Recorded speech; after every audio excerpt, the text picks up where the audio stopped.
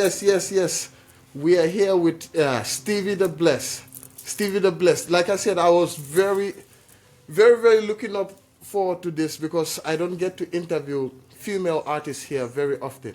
Not, I think this is going to be the first one on the podcast. Stevie, you are the first one here.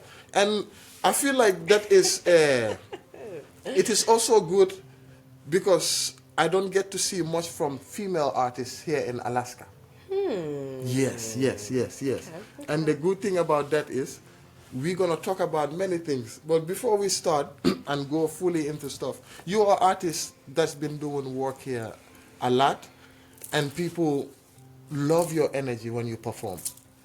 Give us a brief explanation on who is Stevie the Bless. Oh goodness, Stevie the Bless. Okay.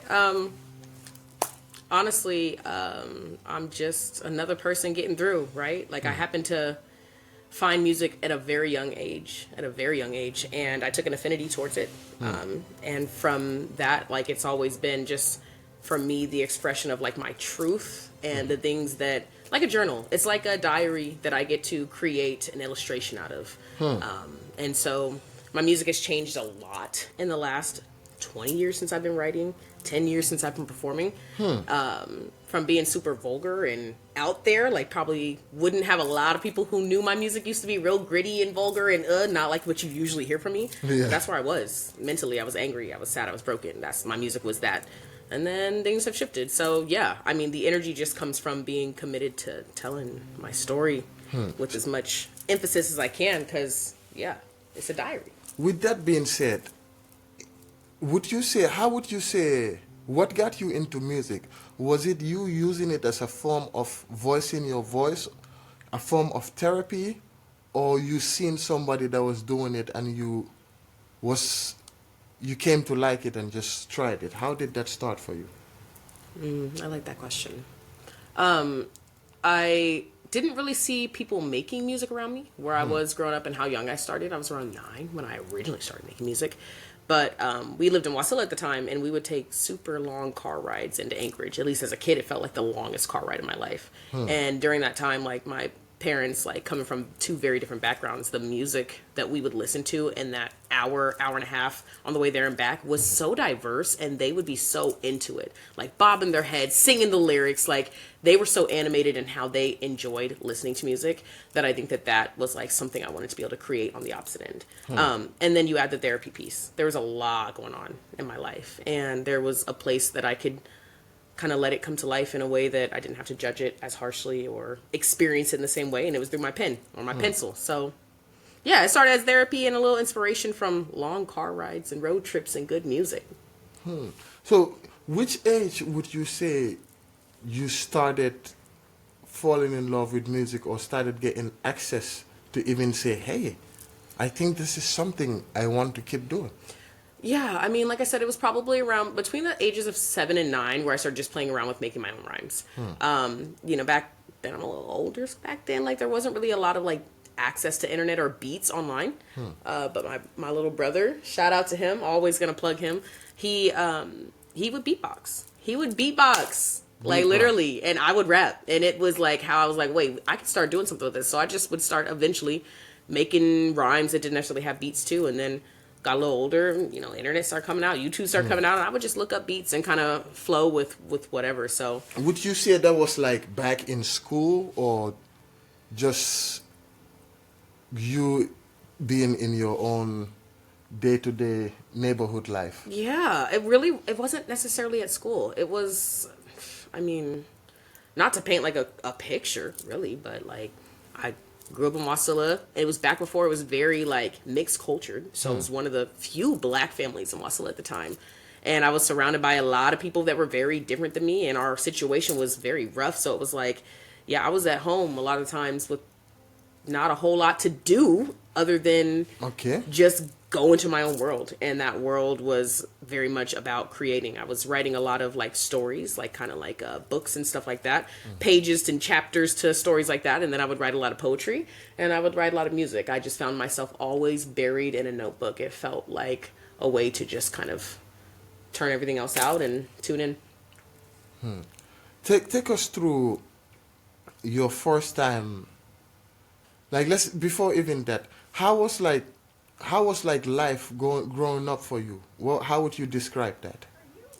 Growing up from you say you grew up in Wasilla, right? Yeah, I grew up in Wasilla. How would you describe life as you growing up there? Um, yeah, I don't actually get asked this a lot. I don't get asked this a lot. You're gonna ask all the important questions. Yeah, I don't want to sound. I think it's important that I sound like I'm telling my truth, but like not a victim in any way. But yeah, we were like poor. We were poor. It was 5 kids, 2 parents. Bought an unfinished house in Wasilla, moving from Anchorage as the kids were all super young. I had not started school yet, and they were ambitious. And my mom's mom lives out in like Pittman. If you know Pittman, then you know. But that's like right before Big Lake. Would you say that's like the hood for like as Mountain View for Anchorage? Yes. Like if you know Pittman, then you just resonate immediately. So Pittman is like that big turn right there at the Three Bears before you get into like Big Lake. And yeah, my ambitious, very young parents that had 5 children, we moved into an unfinished house. And when I say unfinished, I mean that there was walls that didn't even have like the drywall up. You could still see like the pink stuff that goes behind the wall. Like it was a big project for my family to take on.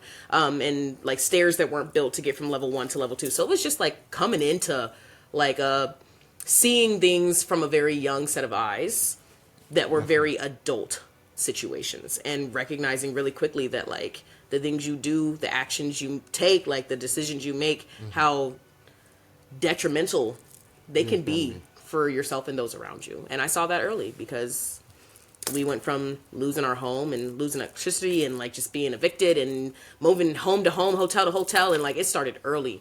And so like my main focus for me was like, I'm gonna be able to get me through, so good grades and good music. Like let me focus on the things I can control and the things I can create. So yeah, moving to Wasilla at a very young age, it was like trying to figure out who I was in that world. Music came to me pretty easily, so I stuck with it, but I didn't do any performing or anything like that when I was in the Valley. Other than my friends, they knew that was like my thing. And yeah, it was until 8th grade that I was out there. I went to Colony, shout out to the Knights.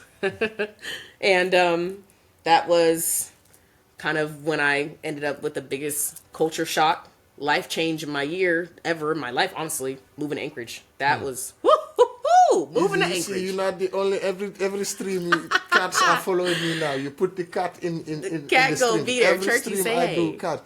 And I see you guys too. Shout out you guys and your questions that you have. I know some of you guys gonna have questions pretty soon here. I know. So we're gonna go that. Let's get to Stevie first before we get to the hat mark. You guys know the hat mark. She don't know it yet. I don't think I know. Definitely. Let's keep going.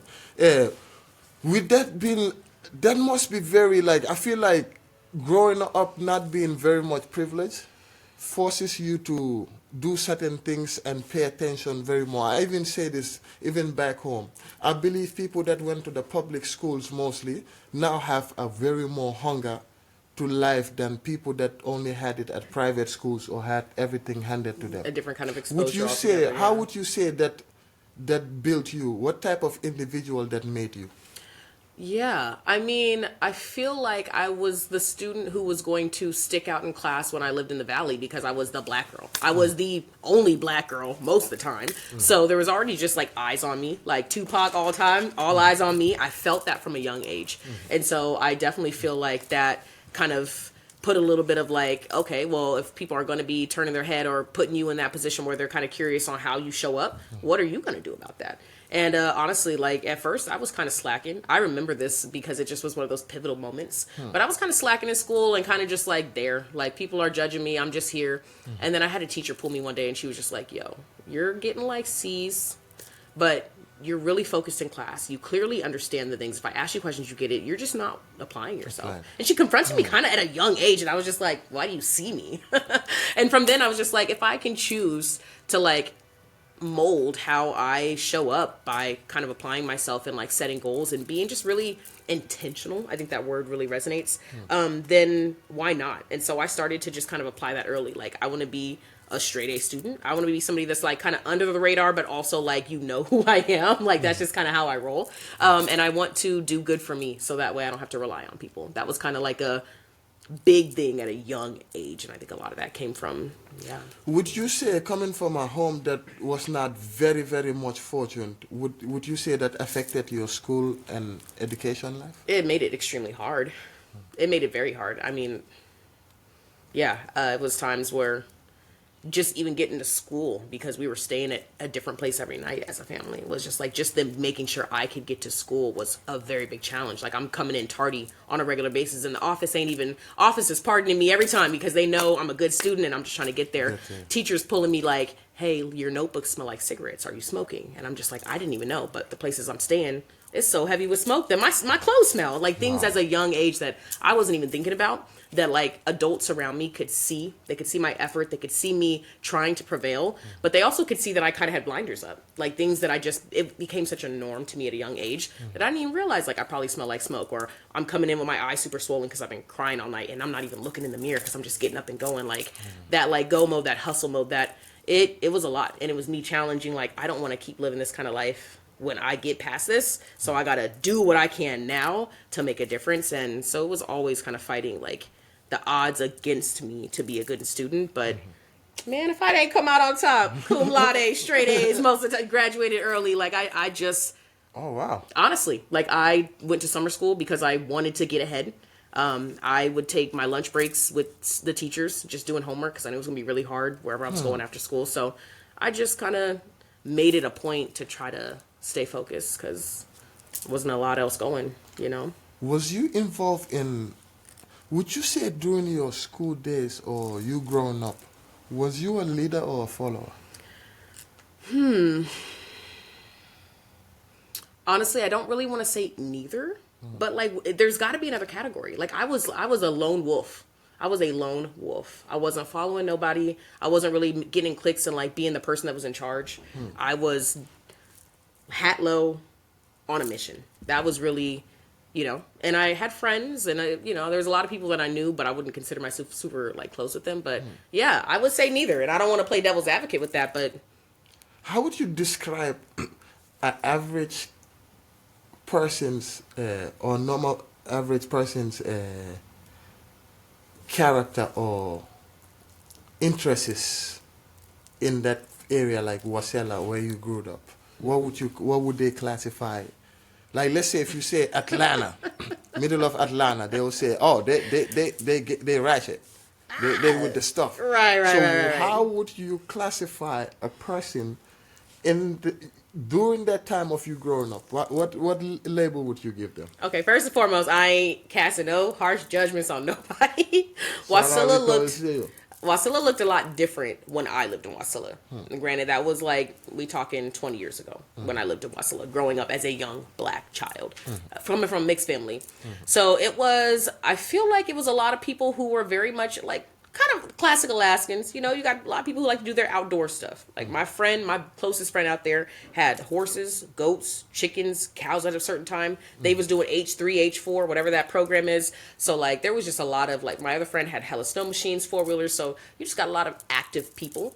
That was the happy side of Wasilla that I loved the exposure to as a young age. The darker side of Wasilla was the drugs.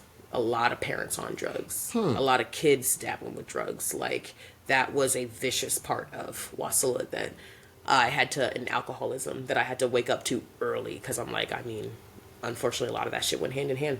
So, yeah, back then, and these days, I can't really tell you what it's like. I don't spend that much time out there. My father still lives out in Wasilla. I see our comments. We're going to get to y'all. Rack up the questions. I'm going to get to y'all very soon. Everybody, rack up the comments and share the live. We're going to get to you. Listen. I see y'all everywhere. Every one of you guys, I want to start seeing questions. What we got? No, I see a question, but we haven't got to that one because our hot mark is not there yet. We still just building. Let's move up a little bit. He said, keep typing it. Keep typing. That is very interesting because this is something people don't even know. So, because talking about situations like this, give a vivid explanation or a visual explanation to people on how growing up here is and how struggles you face, not only before even starting music and coming into the music.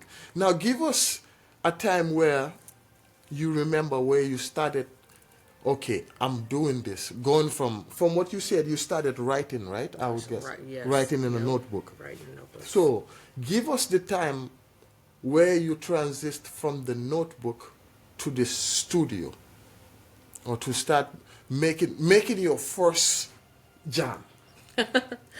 Rock band? No, I think my friend, one of my friends, she had a computer and we started pulling up like different programs where we could start playing with making beats, honestly. And we would start making beats and playing around with instrumentals and, just little, I can't remember what the program was on Apple back in the day, but GarageBand. That's what it was. It was GarageBand. GarageBand. That's where it started. Yeah. If you know GarageBand, I'm my like, I had to stuff. think about it. I had to go back. GarageBand, man. My friend had access to it. Like, I will say, because again, this ain't no pity story. Like, I went through it. We went through it growing up. But I was. What you mean through it? Like, I mean, we spent like a year without electricity. As a family. And I like to highlight that because, like, we're not in a third world country here in Alaska. That's what. Yo, this is crazy. But I might live that have kind to of take this and put it on my other channel. These are the things that I went through. Okay, because I was just the other day, right, on Instagram. I went there. I saw this guy picking through the trash can. So I started recording myself, and I called him over. I said, "Hey, I'm recording, but I'm not gonna show you. But I just want you to explain to my brother." But I have a character that I use. I call him Lamin. Lamin, look at, we are struggling here. Lamin, we are dying. We struggle.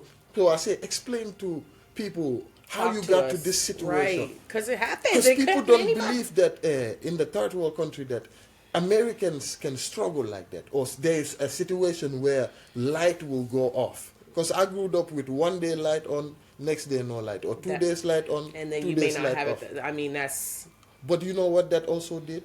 It brought us together. that part. It got everybody, leave your house because you don't have no form of entertainment. Now we come together and tell each other stories. Now we talk. Now we build. Now we got to figure out how to eat. So Definitely. now we problem solving together. I mean, that's How really was the other that side for of you it. during those times with you growing up without electricity for that period of time? I feel like duality is the theme. Duality has been the theme in my life lately, and it really showed up then too. Like, and I'm not gonna paint one picture for one parent and for another, but I had two different like reactions from my parents. One of them was like frantic, like, oh shit, like, oh, we're doomed. And then I also got this sucks, this is life. Obviously we could be in a better place, but we're not. How do we make the best out of what we have? And that's where you did get those moments of coming together and, like having resources that you would not imagine, but you gonna figure out how to get through.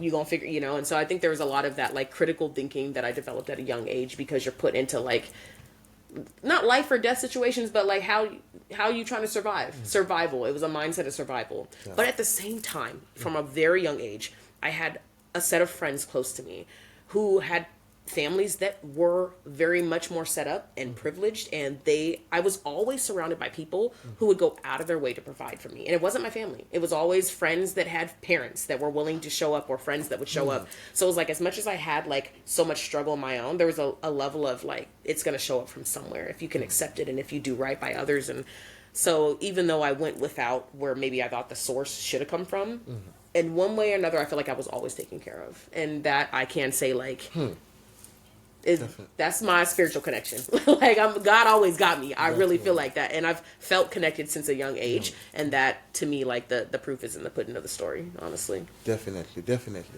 Now you told us you started on GarageBand with a friend making this sound. What type of sound did you see yourself? Because when we all start, we see ourselves as, oh, I'm gonna be like this, or look up to this individual. Steve, is it okay if I? Yeah, please do. Because, it helped the brain. We are getting close. We have about 5 more minutes for the hot zone. So let's get there. So with that, how was that like? What type of genre was you involved in that time you started? I mean, I feel like we were just so creative and like just kind of like doing the most. It was a lot of like Eminem, ICP, like Insane Clown Posse, like little System of a Down kind of energy. Like it was hip hop, but it was also like that Verge, like a lot of Limp Bizkit kind of. It was what wouldn't make sense. Things that just felt like a blend of both worlds. Like that's kind of always, and that's kind of, it was literally me as a young child, and the friend that I spent the most amount of time with is like a young ginger freckle girl. Like it's super cute. Like that was the duality between us, and we vibed and we shared music as like a commonality. Like she really like expanded my assortment of music, and I brought a little culture to her life. So the two of us were bringing together a lot of like things that was, yeah, that kind of mixture. Mm-hmm. So now, you said most Eminem that would be like hip hop. I can kind of see a little bit of that influence in your music with the rap side, the lyricism and yes, like the storytelling and like the being animated when you kind of deliver. Yeah, absolutely. And you also said when you started, you was basically talking about just mostly crazy stuff, right? Yeah, it And got then, cleaner over time. okay, what happened? What hit your mind? Like, what happened in the switch? Why do you think it was beneficial for you to switch from that sound to the more educating and Polished talking in a about way. yes. Yeah. Honestly, I went through a phase. I had to confront myself, and I do that often. My music was like, you know, heavy on the bees and hoes, and I'll kill this, and I'll show up, and I'll pull up, and I'll do this, and, you know, slide through, and we do this, and all that stuff, which is like, cool. If that's you, and that's how you rap, like, good for you, fam. Like, live your truth. That's my biggest thing. Speak your truth. It got to the point where, like, when I was angry, and I was homeless half the time, and we couldn't have food on the table half the time, and life was a struggle, and I was rapping about that kind of stuff, and I was able to channel it in my anger, it made sense. But then as I became a young adult, and I wasn't living that kind of life anymore because I created a new path for myself, and I actually was finding peace and healing, I'm sitting here rapping the same way, and I'm like, I'm having like issues in my stomach because I don't even relate to what I'm saying anymore. I'm spitting these words and they don't even resonate with me anymore. Like I sound like I don't believe myself. And that was like when I had to take a step back. It's like, what do you feel now? What is your truth now? What is your surroundings now? Like you were speaking based on your truth at the time, baby girl, and you not there no more. And so I had to really, and at the time I was like feeling really spiritually inclined. Oh, I should have something around. I got you, friend. I think I moved all the ashes. No, you good. I just Yeah. Do what you gotta do. But yeah, so I feel like I ended up, the pendulum be swinging. So I went from like being super vulgar and like, you know, kind of what you hear a little bit more in a lot of the female artists these days, to be really honest with you, to like at the time I was kind of breaking through on my spirituality and I was feeling really close to God. And so like I was making music that was very focused on that. And that was when I first came into the scene, and I'm not gonna lie, I had to switch from that too, because I had a lot of people like, oh, so you're a Christian rapper, huh? Like you say Jesus in your music, or you say God in your music, so you must be in that, you know. So I was dealing with a lot of that, but that was me trying to pivot so far from how I sounded because it felt so far from my truth to where I was at that time, and then that faded and changed over time. So yeah, it was a dramatic, like, I want to bury that part of me. This is what I want to focus on going forward: love, light, positivity, and things have shifted, but yeah. Let's talk about it. So now, doing the fourth shift, right? Going from just saying all that rage and stuff you were saying, That rage. going to the preaching.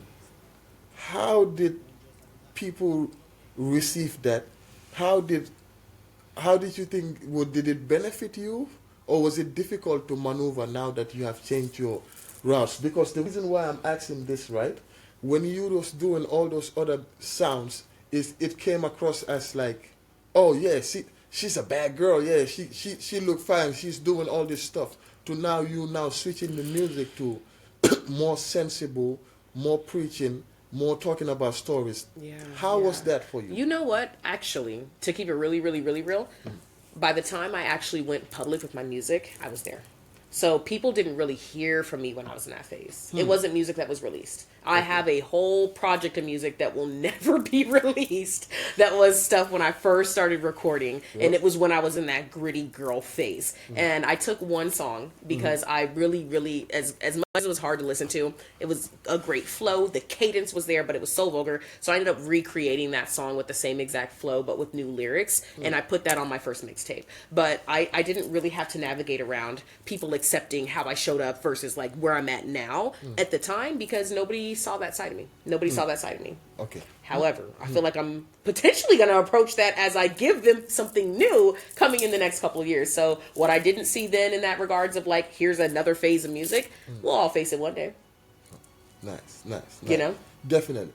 Now, would you starting to, when would you say you started getting recognition in the scene in Alaska? Oh, gosh. You get in there. Spicy time, guys. That's It's a good spicy question. time. It's spicy You know, time. I don't even want to Run say it. I don't know. I feel like that's a good question. I would say I was doing open mics. I was doing open mics at the time. It was at the Avenue Bar downtown, and I had shown up there a couple times consistently. And I mean, it didn't take too many times before I was rubbing elbows with people. And people were kind of just like, yo, what's good? Like, I haven't seen you. I don't know about you. And, you know, I will say, like, I have to plug very quickly, like, Frozen Founders. Before they moved downtown, they had a different studio set up. And DC, like, really... Yes. I hope you see this one day, fam. But we're gonna clip everything. Honestly, yeah. I had a chance to start working with some people that, you know, and it was before they really popped off the way that they did, which is so exciting. But I found a group of people early that had similar visions, and that even though what I was rapping about was so different than their vibe, they still just saw something, and we could all cohesively get together. And yeah, that was when I started getting more things recorded and started putting more together. And then, you know, you start to connect people and they start to bring you onto other shows. And so it kind of started from there. I would say Be Bad started putting together some shows and inviting me to start to perform early too. So that was like, yeah. I mean, that was probably when I first started hitting some of the bigger stages for me, where I was like starting to generate some buzz, was, you know, at that Because point, yesterday I did a stream, right? On the stream I talked about, I said, I feel like Be Bad don't support add other people to her list, unless it's like her crew and people close to her. But today, you told me that Be Bad helped you in the beginning. Yeah. Was that not? Now, I'm an individual that if I make something, a statement, and I hear the statement from another person that say, hey, he helped me, I have to also highlight that. Yeah. Not only what I think. So now, put me on the hot seat, and because this is an opportunity right here, and a person that you say Be Bad help you. So explain that to me. How, in what terms did he help you? You know, and I prefer to stay out of the politics. I'm going to go ahead and say that now. I prefer to stay out of the politics because I know there's a lot of buzz right now between like people who are doing the event promoting and the artists. Yeah, I very much am aware. It's supposed to be a plus for Be Bad. Yeah, That's and why I get I'm that. asking But you. I'm also not here like I kind of like people speak for themselves. Like how you represent your brand, people are always individuals, businesses, entities are going to speak for themselves. I will say I've had great experiences working since then with Be Bad. I've had experiences where I have learned different things and different opportunities working with, and that's not just to go for that. It's pretty much every event coordinator I've worked with. That's just, we're all learning, we're all growing. But to put it into perspective for that question, back then when I was young and eager and not as refined, and my stage presence then wasn't quite what it is today, and I was still trying to figure out my sound, and they, like Andrea specifically, saw something in me and gave me the mic. She gave me stages, she gave me platforms. She reached out to me and said, I think you can do this. She was in my ear.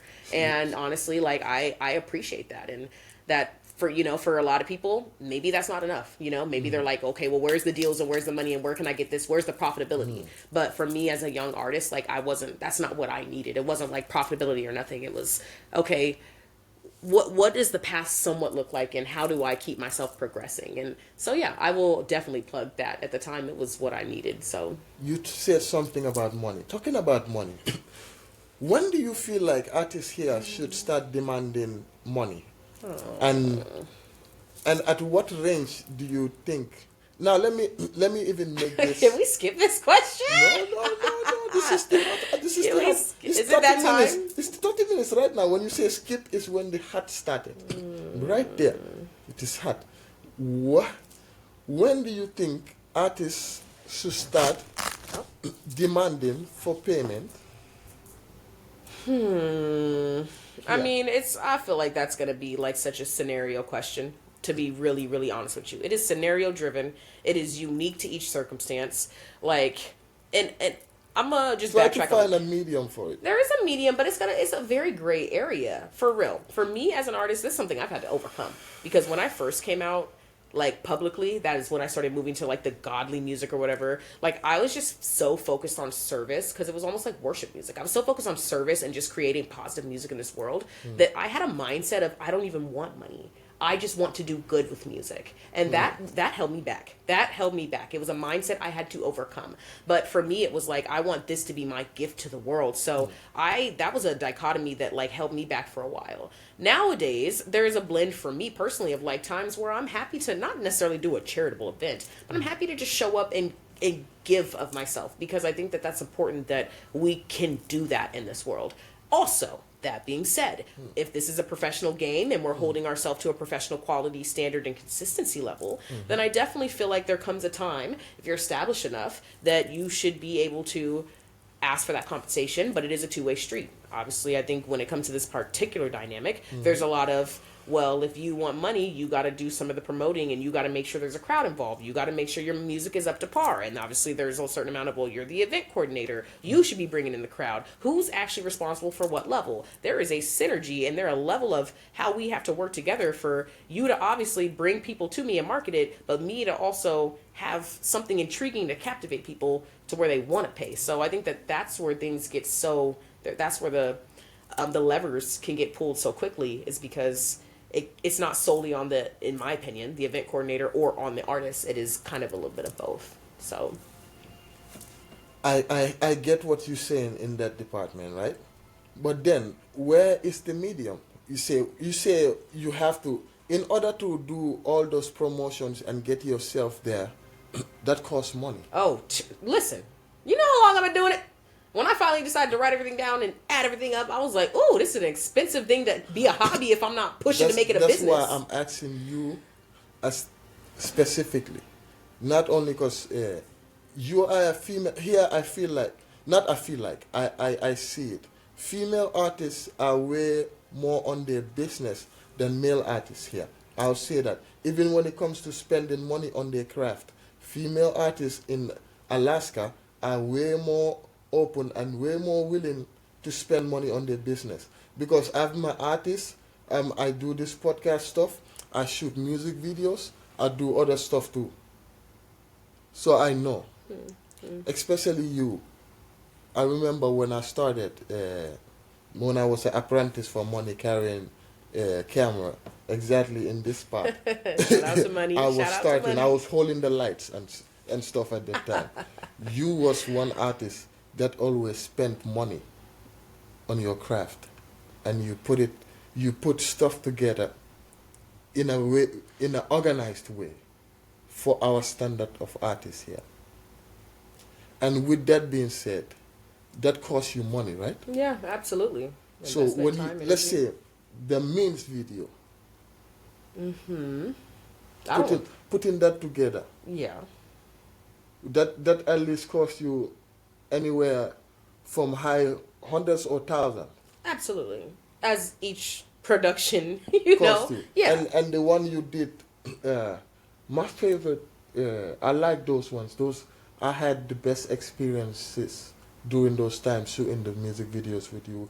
The way I remember this is because the experience and how everything went down. It was one of like the high quality video shoots we was doing then. And you always, even though I'll say I don't see much from you lately, Okay. I will say that. Go ahead and say it. Say it. We'll talk about it. But with that being said, with the body of work that you put out, if we're going to compare female artists, we're going to give you that, and that goes to my discretion. Rudolph, I see you here, I ain't forget you. Somebody said, hands down, number one queen of AK. So they're saying, see me, that's not from me. Don't do that. Don't do They that. don't say that. They say that. They say Stevie the Bless number one female rapper. Now I know you do other music. We're gonna get to talking about. Also, I'm let's not go ahead and put all these accolades on it. The comment was just saying that That's what they that said. I should be okay. That I'm up there. That's all they're saying. That's what they said. If I would have, I came here with throwing that. If we did the first video we made, I said that, but now somebody else came and said that in the comments. What are y'all thinking? Who else? Who else you put it in that category? I don't know. But let's go back. Your body of work in the ones you have released. The only other person I will put in competition with that, and I'm gonna say this, and every artist that don't want me to say anything about comparing artists, let me know and I will stop talking about it. I was gonna say I don't want to be compared to nobody. No, but can I opt in? Not opting in. No opting in here. No opting in here. Okay, so the only other person I would see that I will put on stream and have fun comparing this, I'm gonna do it. Actually, I'm gonna do it. I want to have this versus, but let's see how that goes. I would say Nicole Lee. Do you know Nicole Lee? Nicole Lee is the only other female rapper that I see that in this generation. I'm gonna ask you another question, but I want you to keep that in mind. Because every artist that come on my platform, you have to answer this question. Nobody have run from it, and you're not gonna be the first one. I have high expectations from you. And comments, keep it coming. This is the hard time. What are you guys doing? Are you sleeping on a bicycle? Okay, don't sleep on a bicycle. Sleep on an aeroplane. You trying to stir the pot, y'all? You trying to stir the cauldron? Yes, that's the one I would see as with that going at the sound right there. Who I would say, no, that's the question I was going to ask you to get ready for your top 3 female artists in Alaska. I'm going to get to that, but start preparing that in the back of your mind as we are going. The verses, yes, I see verses. They are calling for verses. They are calling for verses. They are calling for verses. Yes, but we're going to get there. Wait, don't rush. You like troublemaking. This guy, every time I come on stream, you are here spicing up things. I like it. Keep going. Every stream you are here. Thank you very much. Every stream is here is spicing up things. Every stream. Because people like drama. Yes. And they ain't getting it from me. Yeah, go subscribe to him on YouTube. Peace of mind. When this stream is done, don't forget to subscribe to him because he's always here. We call him Mr. Spicing it up. Yes. Always spicing it things up. But yes, yeah. let's keep going. Yes. Let's keep going. With that being said, Stevie, at the music going like what rate is going right now, you took out Means, and after Means, which one did we do? It was 2 of them. Days of Our Lives. Days of Our Lives. Those were the preaching Stevie. And Stevie, I don't know what's going through, but Stevie was going through something. And I remember this very well because you will always make the healing videos on Instagram. Because I know what I'm talking about. I know I pay attention very well. I can confirm this as truth. Yes, the healing videos was coming out at that time.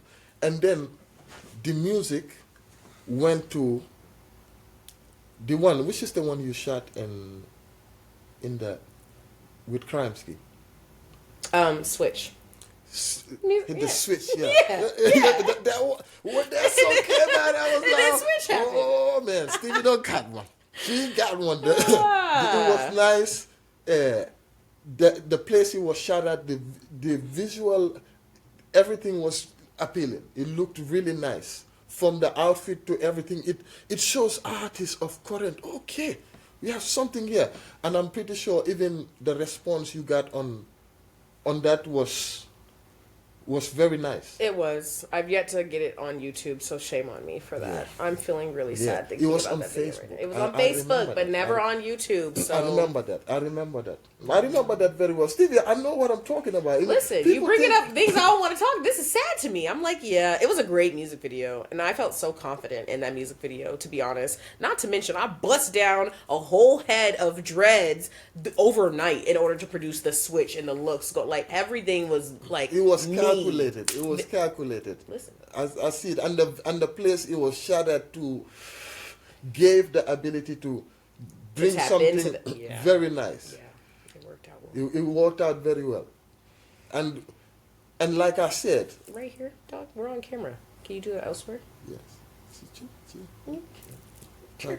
Yeah, whatever you do, sir. Do Paid your actor. thing. Do your Hey. thing. Do your thing. You will get paid more. Because what you are Can doing, do you are that licking. elsewhere? I have He's never trying to take seen. a bath. I have never seen a cat lick their skin. He is fluffy for a it reason. feels like the cat's tongue is a brush and it's brushing He very the much is- skin very nicely. Yeah, but let's keep going. Quick. As long as, whatever you do, please, sir, keep me safe on my side. I'm on your we're side. on camera. Thank Yes, you. I know we are on the spicy things. You might not want me to talk about Stevie with this, but He's trying to let's distract keep us. going. You guys are here.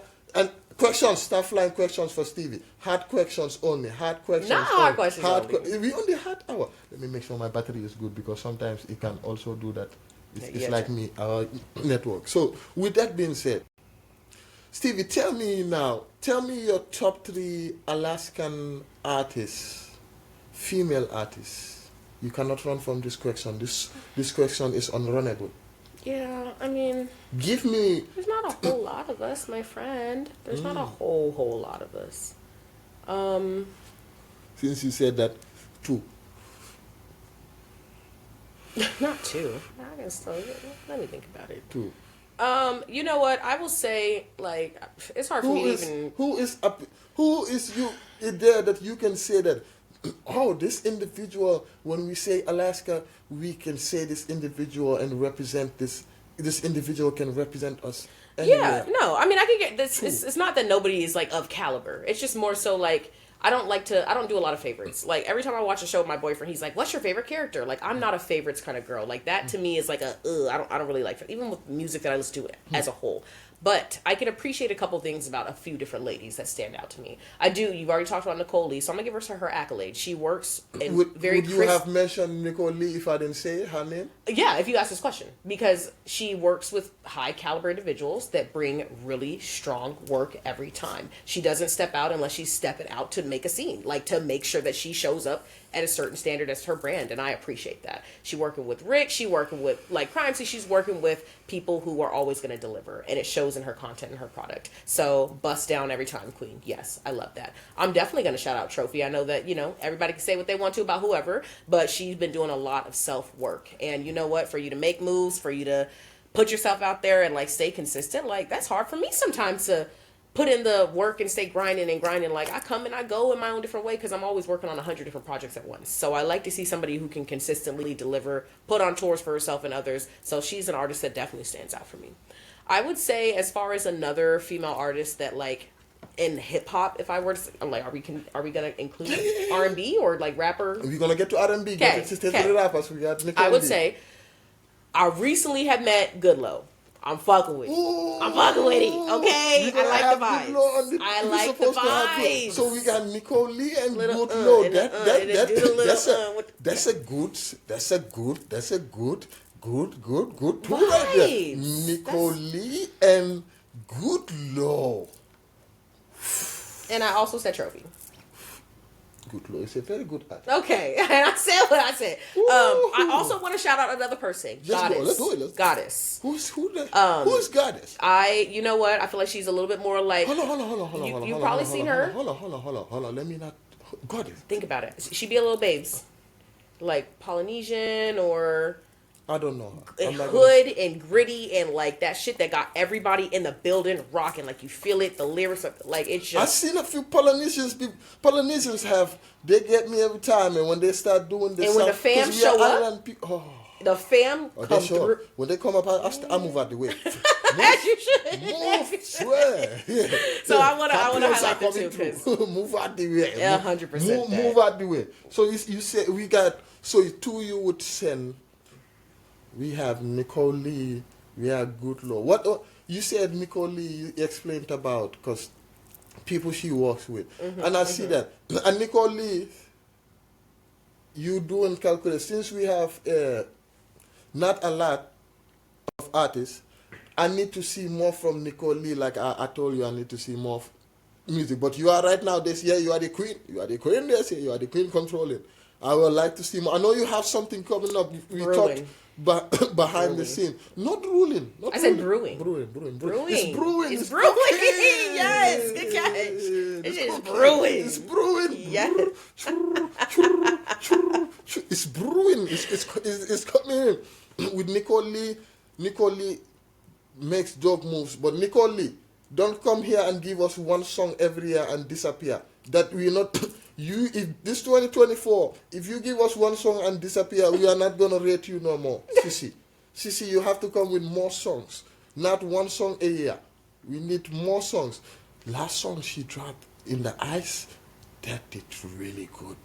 And those faces, she has the character of going. So what's up with female artists here, man? Not every. I feel like I see a lot of gangsterness, hardness, in the. Is that because of the rapper scenes? Because Sexy Red and them Gorilla and them they be coming with that.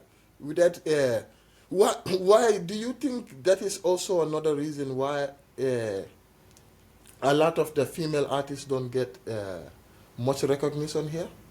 Because we're aggressive? Yes. That's what you're asking? Let me just make sure I understand the question. I think it's a little bit aggressive. Because a rapper walked up to me in Quds. A rapper walked up to me mad at me. Because something I said, my analysis of something they did, and had the audacity to take my glasses off my eye. Jesus Christ. I had to remember, my mind said, Karen, Samantha is trying to destroy the things. Do not left. No weapon formed against us. Thou shalt not. Prosper. Thou shalt not. No weapon formed. Thank you, sir. Thank you, God. Yes, let's I don't really care to be trying to label female rappers as aggressive or being like everybody gets a chance to show up how they want to when it comes to rap, right? Like people are vulgar, some people are more aggressive, some people seem like they sleeping when they got the mic in their hand. Like, I mean, let's keep it real. Like, you got some people who don't even they just be ad-libbing their own stuff half the time. You get a little bit of everything. So I don't feel DMX got to walk around. The niggas wasn't asking why he aggressive. He get to show up how he want to show up. So let us show up how we want to show up. Oh my God, you have touched on something that is... Stevie, you are a female artist, right? Yes. You know what is crazy to me? How you come to shows. Just last night you did it too. You did it last night too. It's like you do it every night.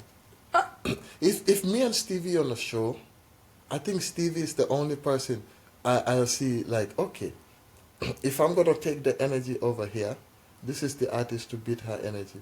Yeah. If Stevie do one, if Stevie is running through the crowd, I have to be jumping on the tables. I have to be running on tables. Yeah. See, I come to a show, I'm a defensive artist. You like, I know how to, I'm showing up tonight. I'm competitive That's artist. Funny.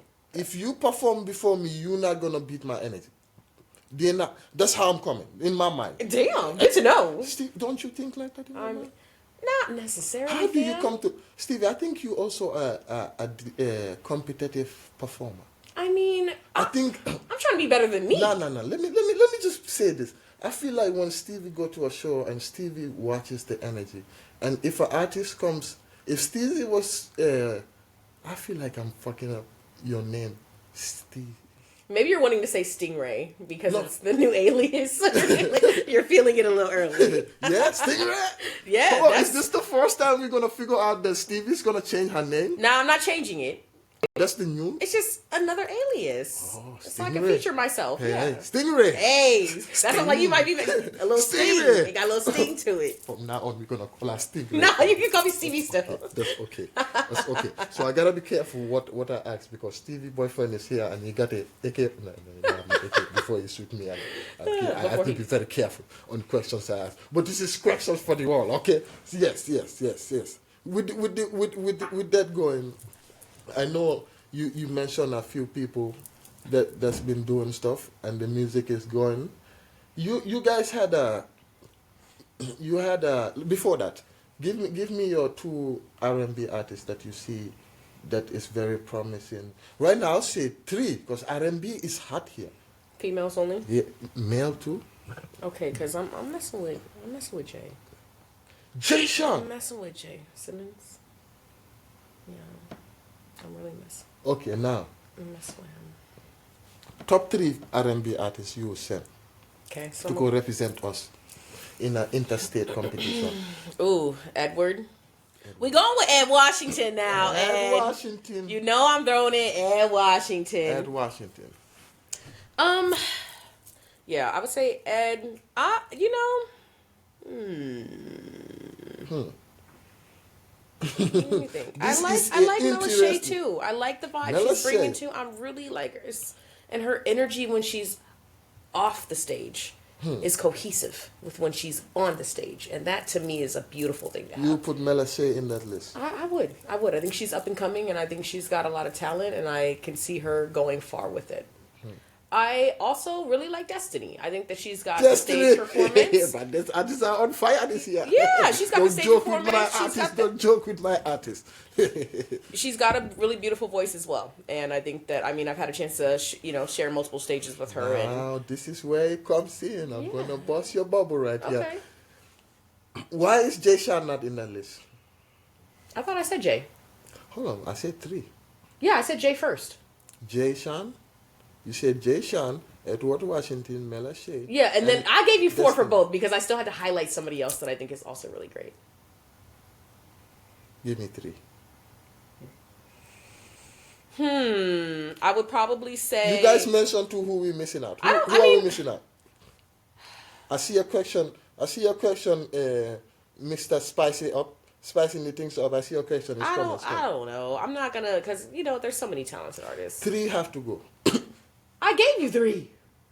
I would say I've heard more from Destiny than I have from Mela Shea just because I went on tour with Destiny. Okay. So, and I've seen her perform more. So just based on exposure, I'm not ranking nobody. No. It's not in rank. I'm not putting them in rank. I'm just putting. So let me switch it up. I hope y'all can see the authenticity here. He's trying to start.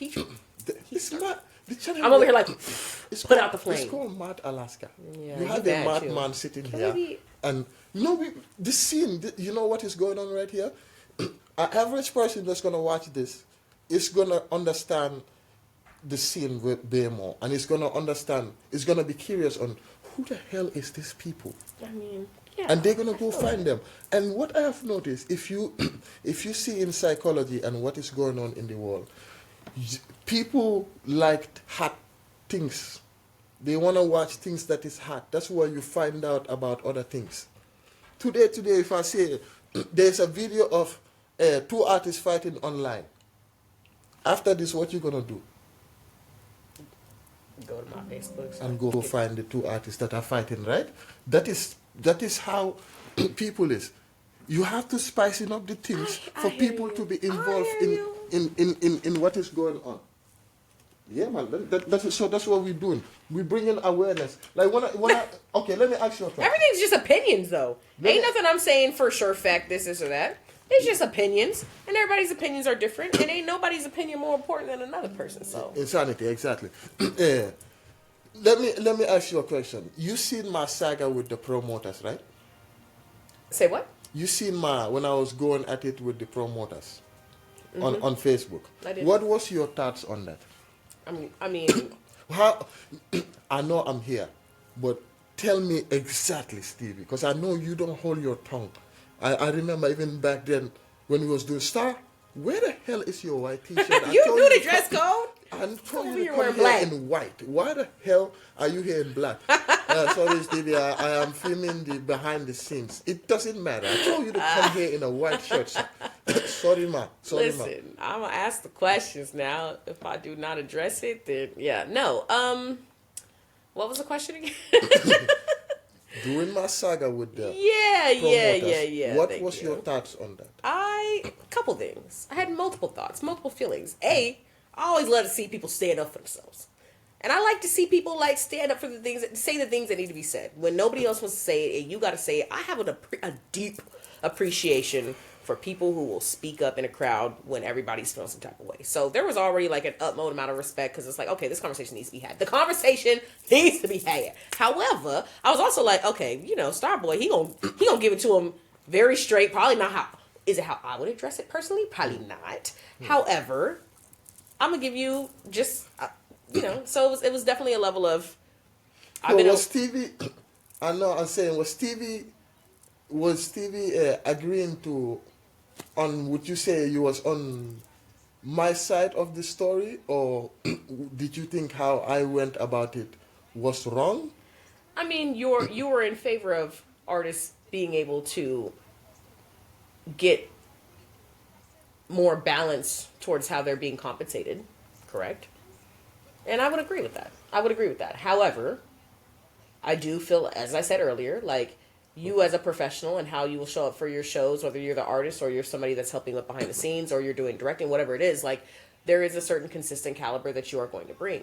And I do understand as a promoter when you're kind of playing around and gambling with whether or not artists are going to be consistent. I see your comments. I'm coming to you. I feel like that makes a difference. So for you and how your experience is, I wouldn't expect any other POV when it comes to that matter. But I think it's hard for some people to really say that and fight for that if you're not putting the work into curating something that is marketable, profitable, or that people want to identify with or listen to. And, you know, again, that's very opinion driven, but that is, so yeah, I felt you heavily on that. And it's not fun to talk about. It's not fun to talk about because somebody's always got to pay somebody and everybody's trying to come up.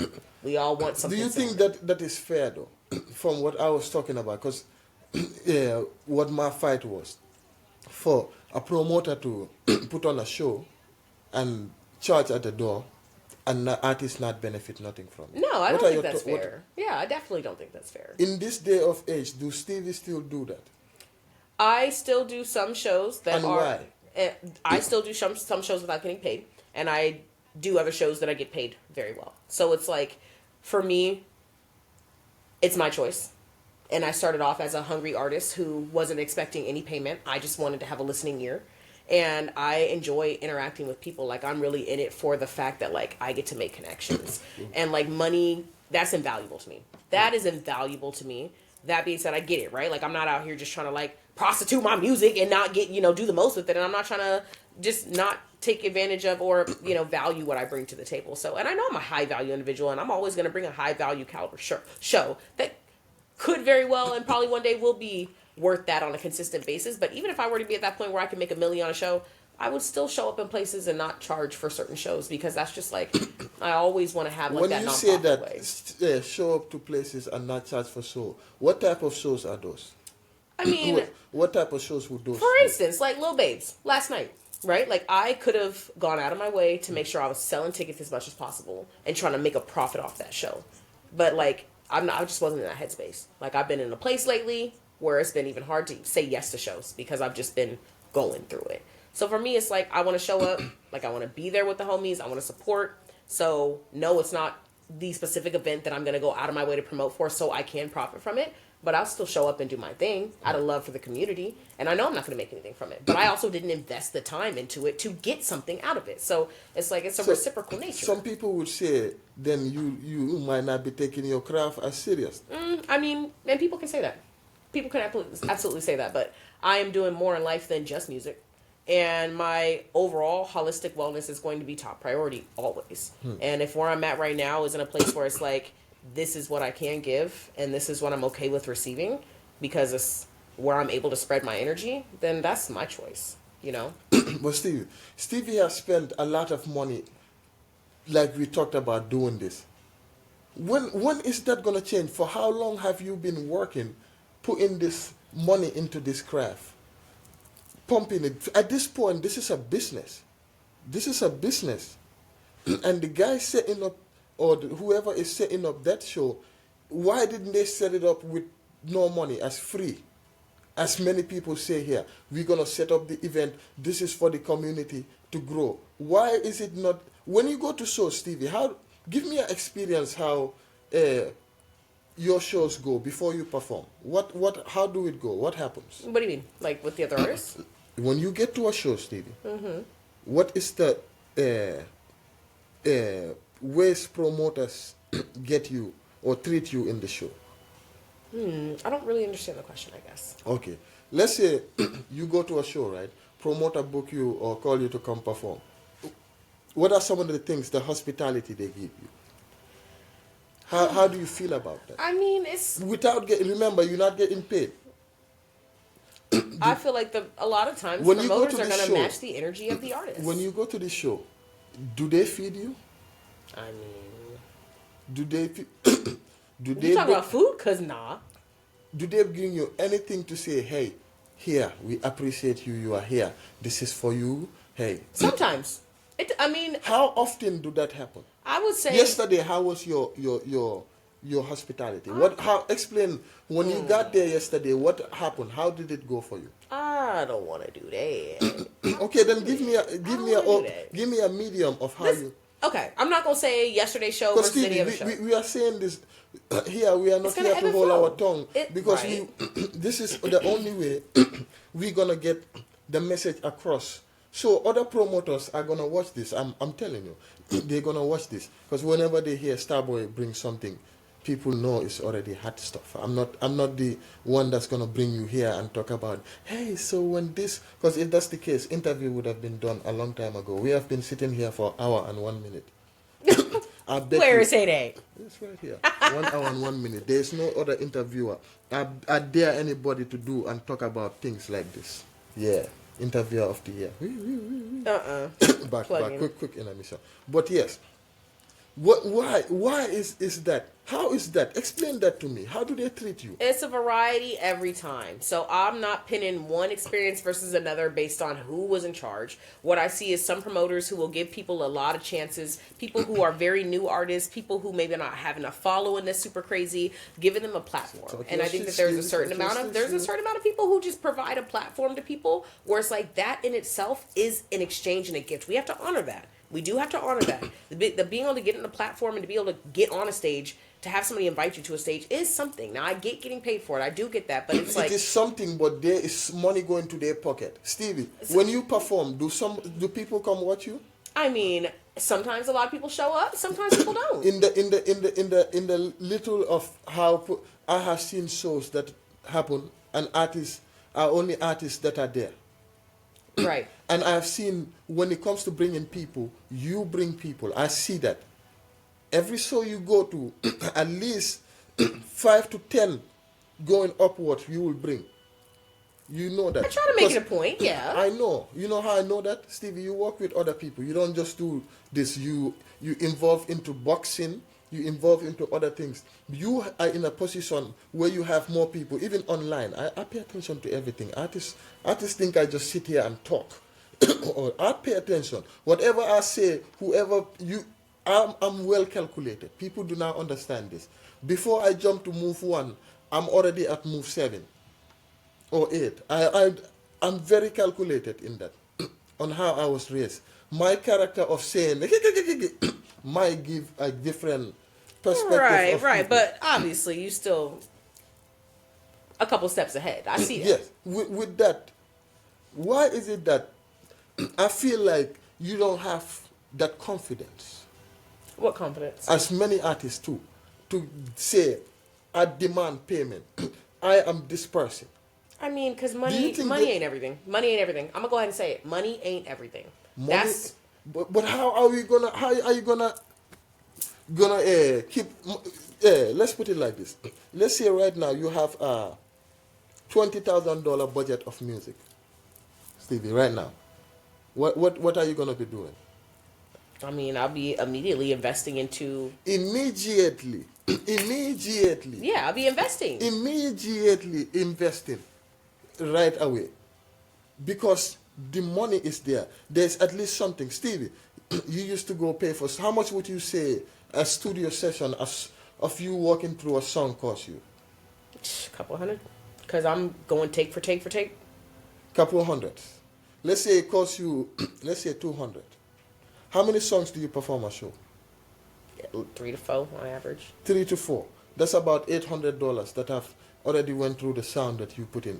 How much music video? Let's say you have at least those, you will have at least 2 music videos for them, right? How much would it cost you for a music video? I see where you're going with this, friend. Yeah, I know. I see where you're going with this. You should see. But I cannot entertain it. Because it's not apples for apples. It's just not. Investment looks different, and energy is a currency in itself.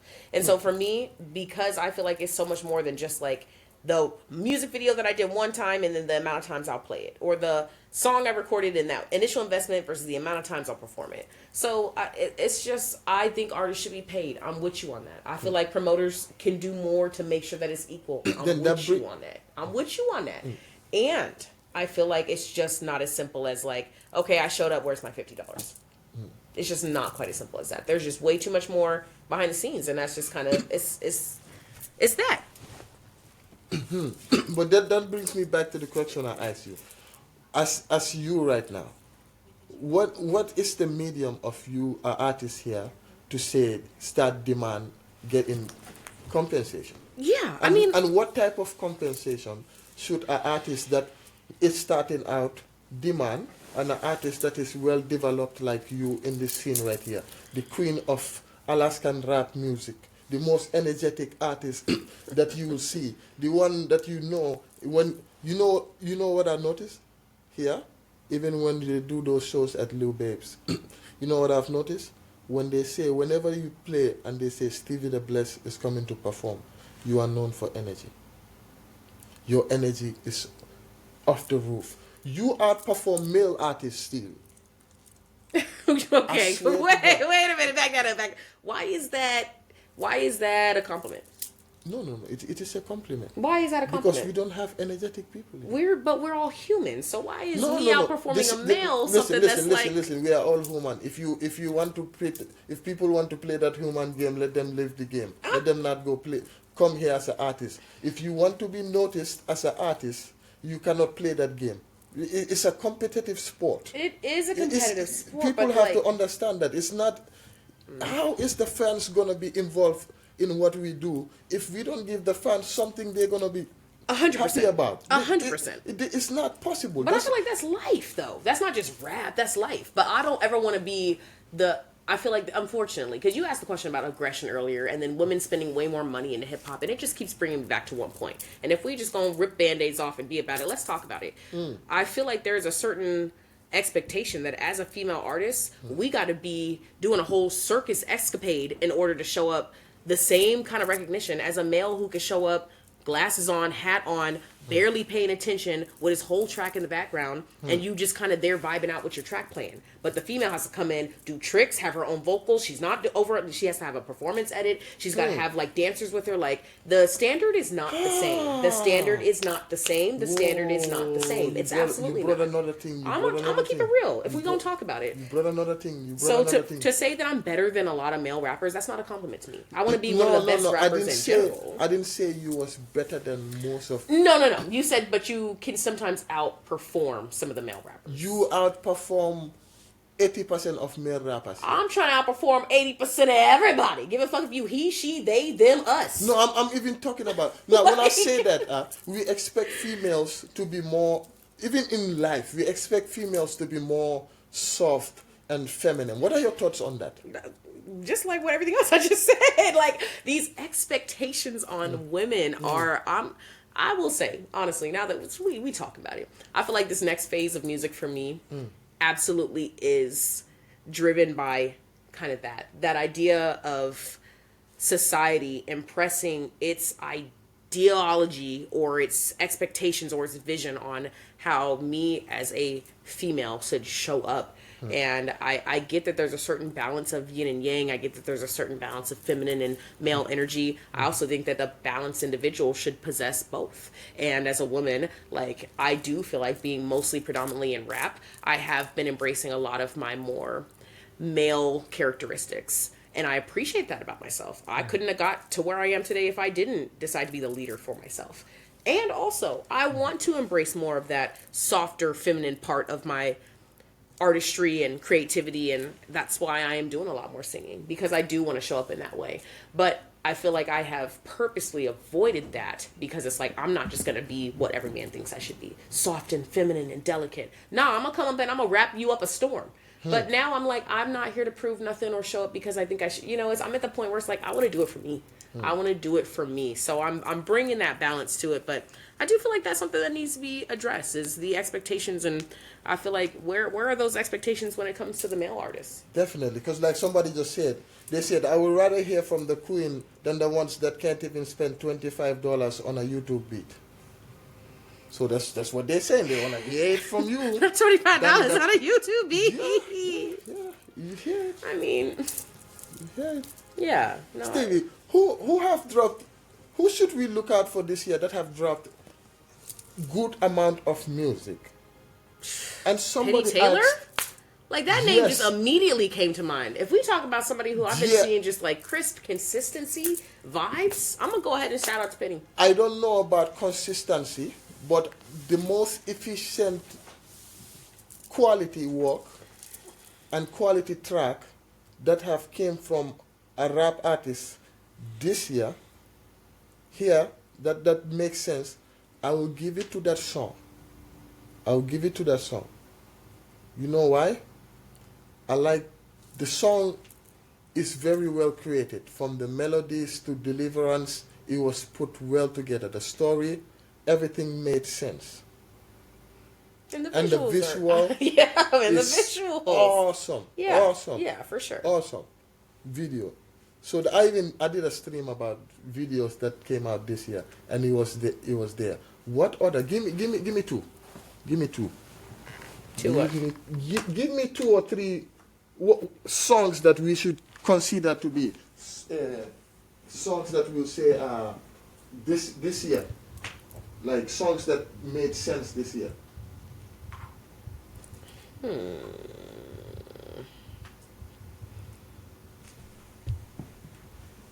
Who, what, and where? In Alaska here. Yeah, I mean,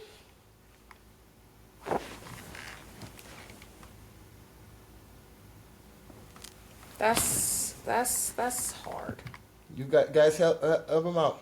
That's, yeah. What do people got to say on that one? Because I mean, Because now I I haven't got- seen, and somebody asked too earlier. He says, "Where is it?" right? Because I've been giving you so many lists. I'm done Somebody with the lists. said when we was talking about that, what happened to Caitlyn?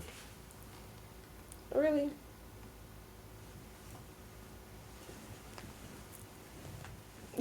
You would go back and find that. No. comment. I was gonna ask. It's right there. I was gonna ask, but they said that. I guess because when you was mentioning R&B artists, that's why they said that. But let's go. Yeah, I need to see. I haven't been seeing much work from that. But R&B been doing a lot this year. But give me three records that came out from here that we should be. See, you went on a tour, right? You went on a tour. This year. And you was there with how many artists? How many female artists? That was based for mostly female. Yeah, it was artists, an right? all-female tour. How was All-female that? How was that? tour. It was good. I'm about to grab my snack because I'm hungry. It's dinner time. yeah. No, it see was a- cool. It was one of the first times actually doing something like that was with only females and being consistently around the same artists for like a repetitive amount of time. And C9, Z3, I'll be to your question very soon. We'll get there very What soon. question? Now they have that. But don't cut air. How was that? How was that? Give me a brief of how that was. no, I enjoyed it. I had not spent that much time with other females in general in a very long time, like since a child. So just being able to be with different energies, personality types, different crafts, because we had singers, we had obviously Trophy, who's another rapper, and then we also had comedians. So it was like, it wasn't just all rappers, it wasn't just all singers. Like you had a good balance of like three of the major categories of entertainment. Entertainment. Yeah, How exactly. was? Give me two good things and one thing that wasn't, that you would like to see change. I would say the good things is you immediately knew every show you were going to, you had a certain amount of support because your girl's going to support you from the crowd. That's like, you have a guaranteed amount of energy you can expect because your posse is there with you. And like, I don't rap in a group. So I don't have that guaranteed, like you got people who are going to be there to hype you up. I feel like when you rap in groups, you kind of have that and that's nice. So being on tour, I had that feeling. So that was cool. I would say another really positive thing was just like, I do feel like the tour itself was organized well and being able to go places and like having just a little bit of extra amenities. When There you- was that app. There was that. When And you say organized well, what did you mean? What we knew where we was gonna be exactly when and what weekends and what way in advance. So everything was kind of mapped out. The 4 weekends were already mapped out where we were going to be staying as far as lodging. So that like the logistic pieces of that was really nice to know. And like if there was places where we would have drink tabs or if like we were coming out of pocket, which most of the drink tabs were covered. So it was just, like I said, certain amenities that made it to where you don't have to think about those kind of things on the back end. It allowed me to just focus on being the artist versus like organizing how the nights are going to go down and where I'm supposed to be, you know? As far as like where, I guess opportunity or something, it's just everybody's got their own personal lives, you know? And so it's like weekend to weekend as we have this agreement of showing up professionally because we're on tour together, just trusting that people are going to be able to mitigate through whatever's coming up for them and be able to be consistent. Like anytime you are working in a team, whether it's basketball or rappers or working at a retail store, like you're always hoping that people can leave their shit at the door and follow through with what they need to do. And at the end of the day, like how other people show up isn't going to dictate how I show up, but there is that synergy involved that just can make a difference. And for me, it's just a little bit of that, like, is everybody good tonight? Like, are we, you know, so there was that. And there really weren't any major hiccups. So it didn't end up being something that I had to like worry about in the long run, but my anxiety is always like, okay, I am a solo artist. So the idea of like, this is not just my act, but this is our act. Relying on other people to do what they say they're gonna do and follow through. Yeah, there was a bit of that. Was there bumping heads? Would you say there was bumping heads between artists? Not Because really. when you put different artists on, like let's say here, I see another thing right here. That problem comes here. It happens all the time. Artists, whether artists talk about it or they don't talk about it, it happens all the time. You will see this, right? Lineup. When lineup came, when you take 6 artists and say, hey, this is the 6 artists that we're gonna put on tour. Now, when we get on the tour, who's gonna perform 1st? Who's gonna go Who's second? going last? Who's going last? How do that get selected? You know what? The things that could have become quarrels just really weren't. I wasn't like expecting bad things, but I was like prepared in case it was going to come up. Everybody was so chill. It was like, I'm cool to go first tonight. I'm cool to go last. Like, we're going to probably start with a comedian because it made sense to kind of warm up the crowd. So there was like kind of a natural affair that we all understood, like made sense for the flow and the order. And then just kind of thinking about people's different energy. Like, How was that selection? How was that lineup like? usually we would go comedian, R&B, splash in like Goldie did a lot of like entertaining throughout. So instead of just doing like one big act, she would kind of do pieces as she's introducing people, but then she's also taking 10 minutes to work the crowd, like a lot of crowd work. So it felt very organic. Granted, it still had its structure. And just given how nights tend to develop, it made sense for R&B to kind of be a little bit like more of the beginning acts, and then like people get a little more rowdier the later it gets. So we usually would end on hip hop, and it just kind of worked with the natural affairs. And so, But who was the select of that? How? well, I feel like we all kind of talked about it. I mean, it was one of those things where And it's was like, everybody in agreement of that? as far as I Because know, in a real world, right? In a real world of like putting shows together, how do you think they select on who goes first and who close the show? How do you think, in your own perspective and understanding, from seeing big shows, how do you think that gets selected? I mean, I will say in some series you see just kind of the classic, like they save the best for last. Like you see that a lot. I've been on what do you mean when you say they save the best for the last? well, they'll put the people at the end of the lineup that they feel like are going to have the biggest crowd or that have the most energy or whatever you want to say it. Like I've seen that happen before. In that terms, if I'm not wrong, you meaning that who's gonna bring the most energy and who's the most popping and who's the most known at that time? Am I? Yeah, I've seen that happen. Do you feel like that happens here? At certain venues, at certain times, yeah. Like, When you say certain venues and certain times, that what do you mean by that? I mean, I've been in DMs with other artists as we're deciding lineup, where it's based on like who's available when tonight. People getting off work later, who needs to go when? Does anybody have a preferred time slot? and it'll be kind of just like a people will feed in. I'd like to go at this time. I can go a little later. Put me in a little sooner. So I've seen it to where it's just like artists are kind of saying when they'd like to go in. It's just kind of like bidding for the time slot you want. And I've seen times where it's like, here's the lineup, and whoever's in charge just kind of lists the order of operations, in which case you can assume they just have their own natural idea of how they want things to flow. And obviously that's going to be based on like the venue and when the crowd tends to be at peak. That's not the same place to place. So I feel like that plays a big part in it too. Okay. Okay. I see what you're saying in that department. Now, with you guys, what was the overall goal for that tour you guys went on? I mean, I think there was a couple goals. The goal was to get exposure throughout the full state of Alaska, to take it beyond just Anchorage, but to hit the major cities. Obviously, profitability was a big thing, you know, so to be able to, like, work crowds and put our efforts and our entertainment out there in a way that can pay off. That's kind of what every artist is usually ultimately going for. So I think that was definitely a goal, was to be able to fill up rooms and make money, and you know, so I think that was a piece of it. And did you feel like that goal was accomplished? Yeah, I think on both tours, absolutely. And second tour, I was able to sell merch. Would you say you guys made more profit than you spent? I mean, I'm not involved in all of that logistics, so I cannot say that. Me as an artist, I can say yes. Give me an experience. Give me a way that Stevie was approached or get approached for shows here by promoters. How do you get approached for shows? I mean, usually somebody's sliding in my inbox. Hey, we've got this coming up. Would you be interested? It's not usually a like, hey, I can pay this. This is the show. Can you do it? It usually starts with, are you interested? Are you available? And then it just kind of becomes a natural discussion from there. Sometimes it's face to face. I'll be at a show and somebody will kind of approach me about something up and coming that they have. You know, the tour is now, it's been 2 years in. So after year one, we kind of already had been talking about doing it again. So it was just kind of something that was pre-agreed upon. So it looks a little bit different every time. Like, I'm sure you said it was beneficial, right? Which was? That tour. How many artists did a collaboration out of all of you guys from there?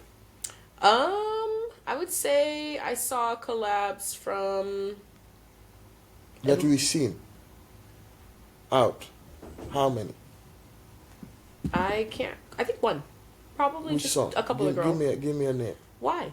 No, I'm trying to see. No, but why? What are you getting at? Okay, what I'm getting at with that is I'm trying to figure out, because you got to remember, I'm not very much known. I don't know much about the female artists as much as I know about the male artists. Okay. So I'm trying to figure out something here. I'm learning as I'm going. So am I good? No problem? Yeah. Okay, Lion. Sorry. Eh? Relax. I hope I'm not asking crazy questions, Lion.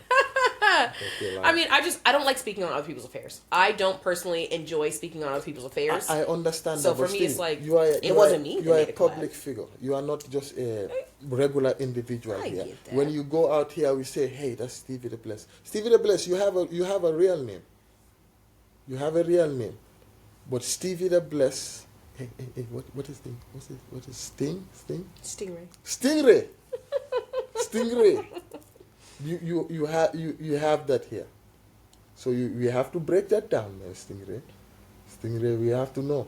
How many of that, how do that go when they say, okay, this happened, but what have came out of there?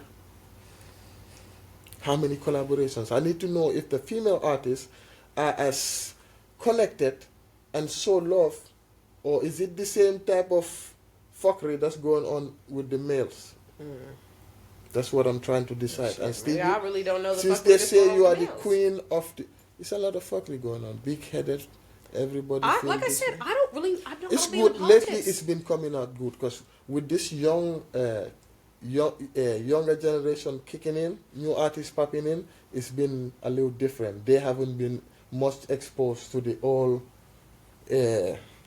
circus that was going around. Jeez. So, you know, I say the stuff what people want to hear and the stuff that are necessary and stuff that's going to move us forward, stuff that's going to bring fans and involve them into what we do.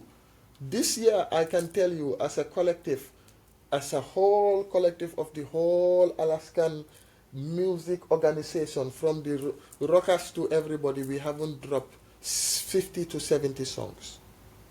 We haven't done it.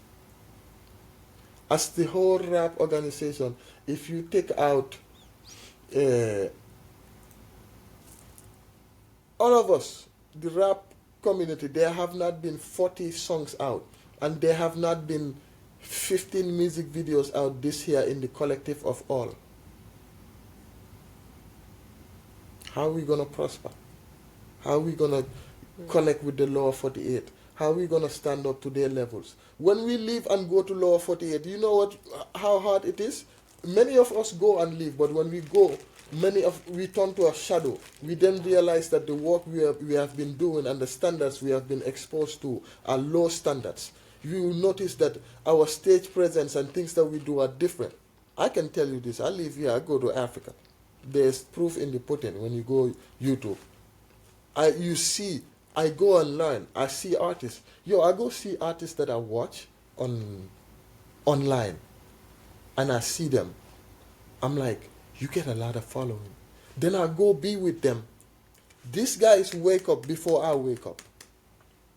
Before I wake up, they didn't went and did an interview. They didn't did this, and this. And they are back at the house with the camera. Hey, boy, hey, Americana, come hold the camera here. We're going to shoot this. They didn't plant out their day the whole next month. They didn't have all of that planned out. And they are consistently taking out stuff. Here you see one artist pop out, and the next artist is joking on the side. Don't have nothing coming out for them. And that is not something we can prosper on. That's why we have to get stuff like this talked about, so we can get the fans involved. We are not ready to go, like when I'm asking you that question, it's difficult. Every artist or every producer I have asked this question have a difficulty answering that. That shouldn't be the case. If I ask you for other states, you will name about 10 artists. How do you think the fans or the Alaskan people view us as artists? I mean, I feel like a lot of people see just Alaska as trying to figure it out, trying to get to that up and coming, hungry and trying to find a way. You know, it's definitely. I mean, we're always compared to the lower 48, but not like them. So it's not an easy place to thrive in, and that's why you see artists always taking it outside of Alaska, and whether or not they are able to make that happen as their pop off or they end up a shadow, as you said, like that's still what feels like we're kind of just pre-programmed and predestined to believe that the only way to make it is to take it out of here. And that you can't quite make it from Alaska. And it's like, here's the thing. As you mentioned, all this stuff costs money. And if the culture in Alaska isn't to the point where artists are able to profit highly off of their art yet, that means artists have to work other jobs to make money to feed their art. And as long as you have to live another life to feed the life you want to live, there's always going to be that pull of demand of your time and energy. And I just think that that's like, let's just keep it real. You say not everything is about money. I agree on that. But when it comes to the music and the art form, yeah, let me pin that one up again. When it comes to music and the art form, most people that create art expect some type of compensation for the work they do. We all have bills. And I agree. And as I just said, like, if music isn't, like, everybody wants to do music thinking it's just going to immediately turn into a revenue. That's just not, that's unrealistic. Like, you don't get to go and just dig grounds and hope that that's going to turn into a construction job and you get paid for like digging holes in the ground. Like, you got to get on with the right kind of crew that's going to be able to make sure that you make money off of that skill set. So yeah, I mean, I get the comment and I do agree with it. Like, check it. I wish I was in that place where I could bag a show and have my bills paid for the next several months. Like that is definitely the ultimate goal, right? Like, to be able to know that like I'm not married to a clock anymore. But at the same time, it's just, I don't know that our state has gotten to that progression, and our four walls can only go so far. I have hit the same stages numerous times, and I do get it. Like, eventually, like, we're seeing more, I feel like Willowa is like getting to the point where they're starting to generate enough like heads that they can fill in the building to where they're starting to like really create something that, but a lot of times we have something that can start to create profit like that. Like, what was the last one? Downtown, it got shut down and we thought it was going to reopen. It was a bar where there was a lot of people starting to perform there. No, it wasn't Gaslight. Brown bag? They did, no. They were doing Latin nights too, but it was a really nice venue. God, I hate that it's skipping my mind right now. But no matter what it's called, and it'll come to me, I'm sure, but it's like a venue that started to do great, that could hold enough people to where you can even generate income, where you had the right promoters and a good atmosphere that would want to generate like popularity. And then something happens and that place gets shut down. So then here we are again as artists who need a place to go. Who You have to said start. downtown? It was downtown. Was yeah. it Cherries? No. I hate that it's. We thought it was going to reopen at Millennium, and then they ended up not reopening.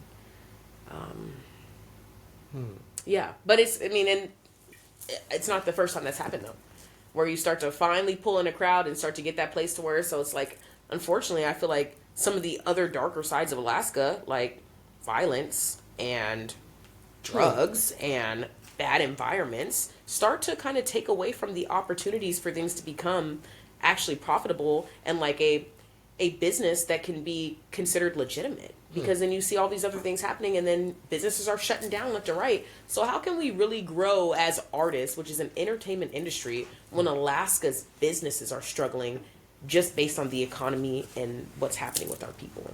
Like, it's just, and I see that, and I think big picture in that way. So I think, like I said, if that's the case and artists are having to pay their bills and still keep a roof over their head by doing other work, a 9 to 5 or whatever it is, there's always going to be that pull of having enough energy, time, and still trying to invest in your craft while you're doing something else full time. Like, that's just not easy. And shout out to people who are able to put their full time energy into music and artistry and creativity. So I feel like that's sometimes what it takes. That's sometimes what it takes, is for you to just make that sacrifice and just go full throttle. But that's just not reality for a lot of people. So if you was given in charge of a female artist right now that you was gonna guide, that just started doing music here, how would you guide them to become known in Anchorage or Alaska? How will you get them to the stage you got right now? I mean, in the most efficient way, because you have found many ways that you have tried. How would you get them right there? What is the best ways they should go?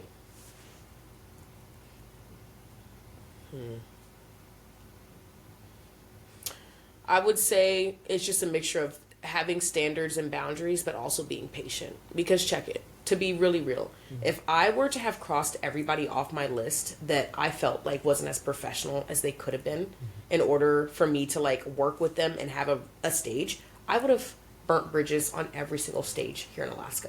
And that's just the truth. If I were to write off everybody who I feel like they could have been treating me better, or maybe I didn't like how organized they were, or maybe their sound equipment wasn't quite there. Like, if I were just like, you're not good enough for me, you're not good enough for me, no, I don't like that, you didn't pay me, there would be no more stages for me. So I think it's a matter of networking yourself and having a quality that you can bring consistently, but being patient, because like Alaska's not, we ain't got our shit all together. And event promoters are just like artists trying to get shit together. And if we are going to immediately be like, well, it's not good enough, then I'm not going to perform, then where are you going to perform?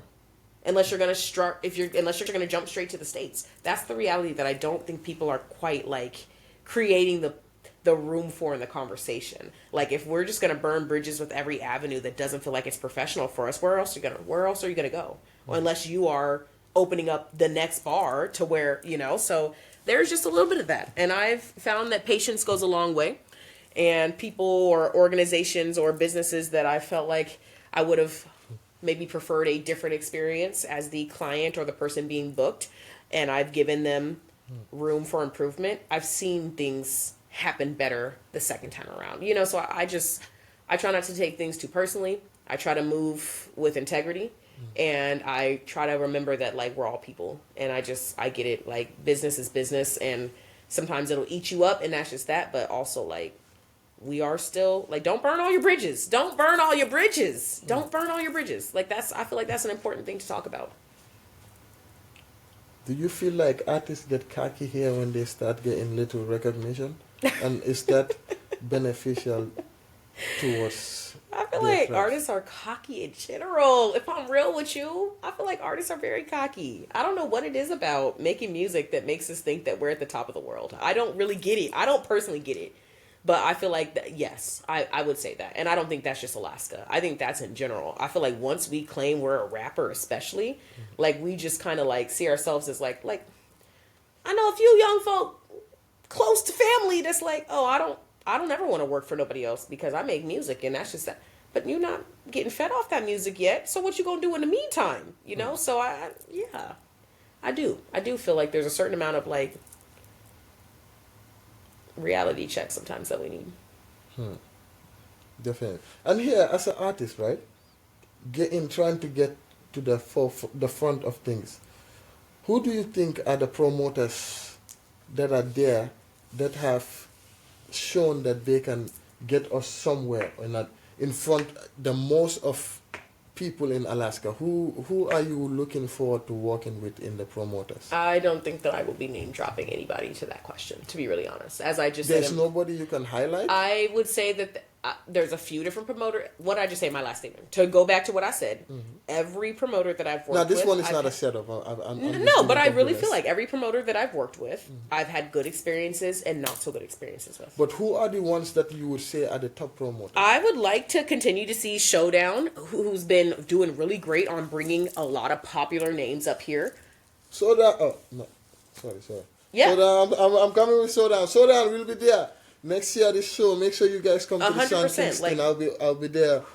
And they're doing a lot of like working with other local businesses. My first time working with them. Yeah, they're working with a lot of local businesses when it comes to sponsorships, and so like beyond just like putting artists on stages, they're putting other local businesses in platforms to where they can profit. So I see something special happening there, and I want to continue to see that thrive. Absolutely, that would be who's on my radar, honestly. Somebody said Mike Nuska.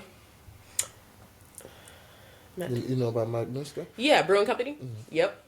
I mean, I've been seeing Main Event all over a lot of different things too. Yes, I've been to a Spanish, but they appeal mostly to Spanish though. I would like to see more rap. Yeah. Main Event, porquito, rap. Como rap, huh? Yeah. More rap. I haven't worked personally with anybody through Main Event, so I would definitely like to see, just more expansion from that, just with myself and kind of reaching out and being able to tap into more doors. But I've been seeing like a couple of these names. I feel like there's been a short amount of time and a lot of exposure, and I think you're clearly doing something right if that's the case. So tops off to them. This year I'll give it to it's a competition, but I think Matnuska have dominated this year though. Showdown is the big dogs, but this year Matnuska. Yeah, I'll give it to them. I would definitely agree. Matt Nuska Brewing Company has been doing the things. They have been hitting it back to back to back. I mean, the state fair is... Damn, I would like to see the state fair to add more of state fair. Add us on your big shows, man. You are the ones that can bring the big artists, the new current artists. Add us there. We would like to be... There is the place where... That's the only place here that I would say, other than Showdown, that can bring the whole of many people in Alaska together. They are the ones. You are the ones that can do that. Yeah. Please help us out. We artists here are struggling. Even if it's an audition period, like if that's what it takes in order to get the right person on the stage, I feel like make us audition. Start a show, something that will show you who is the ones you need to have on that stage, not just your bodies. I feel it's body there. You guys booked me for this new show, so I'm thankful. Thank you. But let's add more people so the whole of Alaska can know you are the people that can make this happen. And they had a local They had a local show at the fair. Who had the local show at the fair? I'm not telling you us. Hey, this thing have level, huh? Money they talk. When money talk, bullshit walk. They have dollars talk, so they can bring those artists. That's what I'm saying. Let me talk to the big dogs of Alaska. Big dogs, help us bring those people. Help us artists and put us there. Look at Stevie, the bless. She will rock a show better than your main act you bring in from California, from Japan or wherever they're coming from. I ain't gonna disagree now. Yeah, I ain't gonna disagree. It's true. We have the artists here. Let's just not put it on other artists. Let's help us out on that department. And Stevie, which artist would you like to work with coming this year? Who are you looking at that like, yo, these people are dope. I'd like to work with. 6 Star. Yo, 6 Star. Yeah. 6 Star. You people have to bring your asses here to my podcast. Yeah. Everybody is talking about 6 Star. They're dope. Now you guys are the most mentioned name on my podcast. Good for them. Duckman, you have competition here. We like Duck too. We like Duck too. What do you think of Duckman, man? Honestly, Duckman been doing his thing. What can I really say? What can I say? He been doing his thing in many different avenues when it comes to Alaska. Like he's got a consistent sound. He shows up and he don't be slacking when it comes to like delivering what people want to hear. Like I appreciate that about him. And he's been hustling for years now. It wasn't like I did it for 2 years, I didn't blow up and then I was done. Like he continued to apply pressure. What about Tay Tarantino? What are your views on I it? also like Tay. Oh, you said your voice was a little low. I also like Tay. I feel like, you know what, Tay? I'm feeling some type of way because I had a chance to work on a record with him a while ago and I did not follow through. And there was a couple other people on the record and those people, there were some things that happened. So like, to be honest, it wasn't just me. But it was just like so close to having that opportunity with somebody that I looked up to and didn't get a chance to maximize on it. And that's okay. That's okay. Somebody said, what happened to From the North? Who is that? Live from the North still out there doing the things. They've been doing battles. I mean, they also just went to Fairbanks to do some things. They was with Red from what I know. So, yeah. That's the Juno group, right? That's the Juno group? Live from the North is Kevin the Brain and Erwan. And we saw Erwan was in Juno too. You guys got to come out with videos. I don't see no videos from you guys. Put it together and bring videos. So we'll start mentioning it. Yeah. I like Kevin the Brain, cool guy. He's cool. He's cool people. I need to see visuals, not part-time artists. Start taking yourself as, you are the people of Alaska. I don't hear a lot of, you mention people that many people do not mention a lot. And since body system goes on here, you mentioned Frozen Founders. And they don't get their credit as much as they're supposed to. Maybe. I don't know what happened. I guess everybody parted, but they had a run that I can personally I seen with my 2 eyes. They had the best run when it comes to bringing crowds here. Bringing the crowds every time. They crowd not and even it's like even Duckman, not even Tay Tarantino, not even Sam Sullivan's our big dogs here have bring that amount of crowd, if you ask me. Well, I don't see many people talking about them. Yeah. And Brother Buffalo too. Those two there, I like how they work together.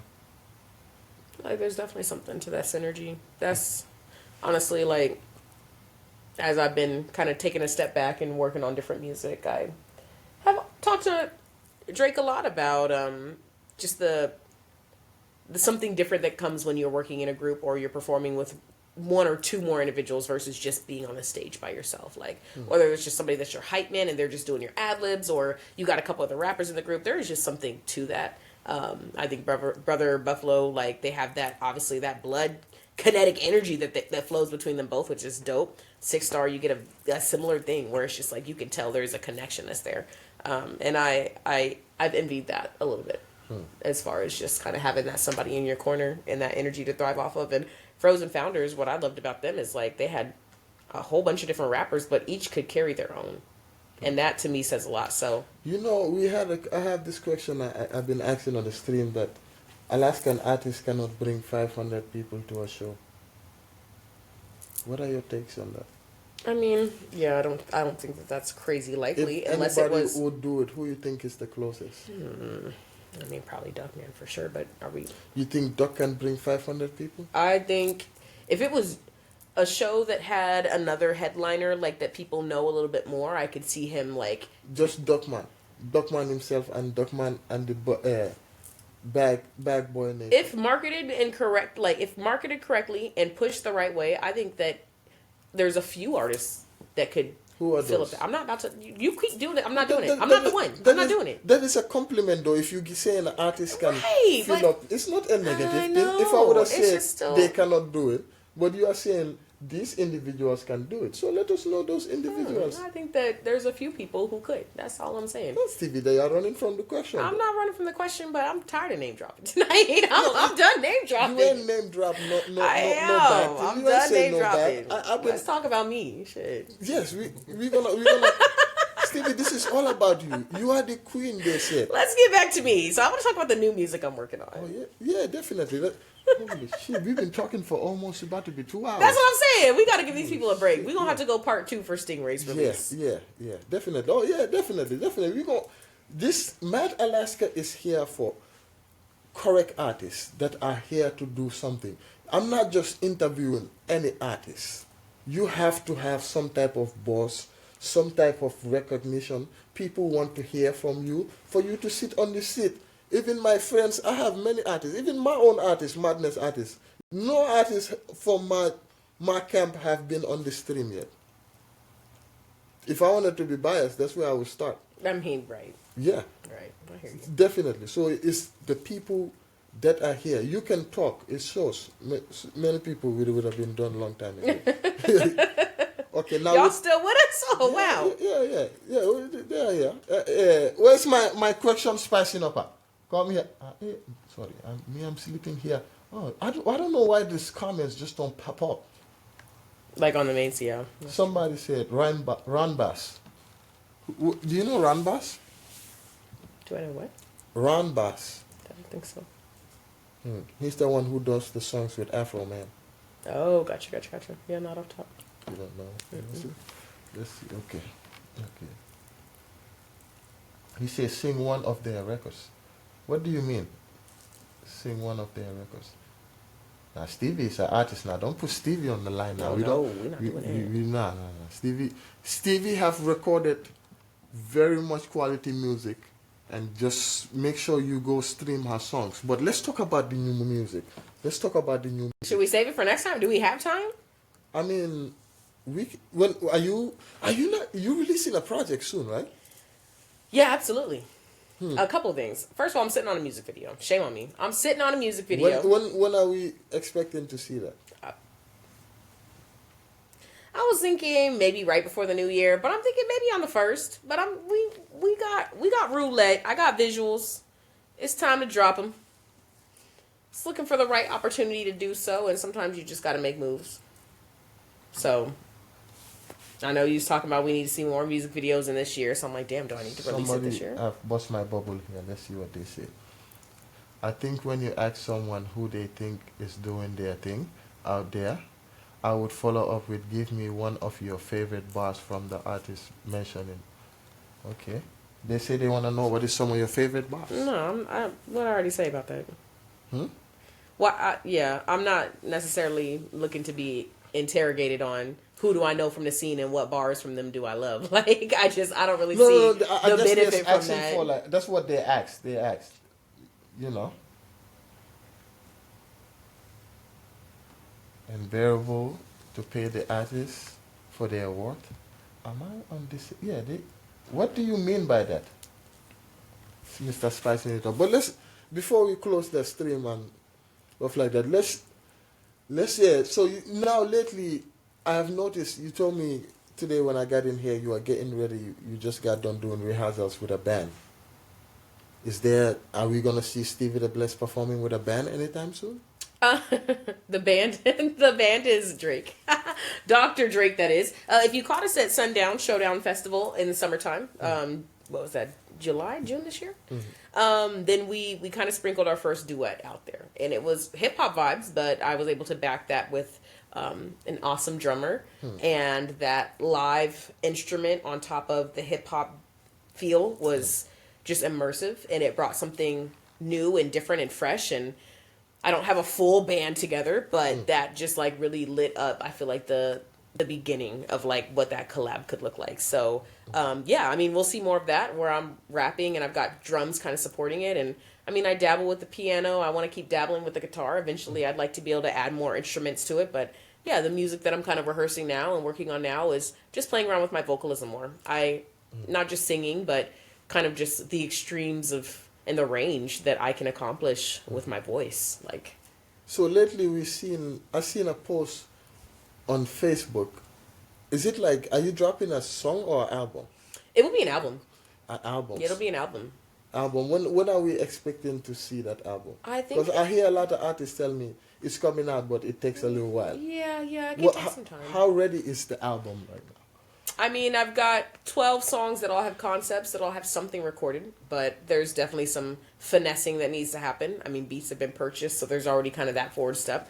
So I don't really want to put a timeline on it because I know how I move, but I also feel like I've experienced a lot of writer's block in the last couple years, just trying to force myself into a style of music that really wasn't honoring myself. And now that I'm being a lot more open-minded on what my sound is, the music is flowing. Like, it feels like the dam has been cleared.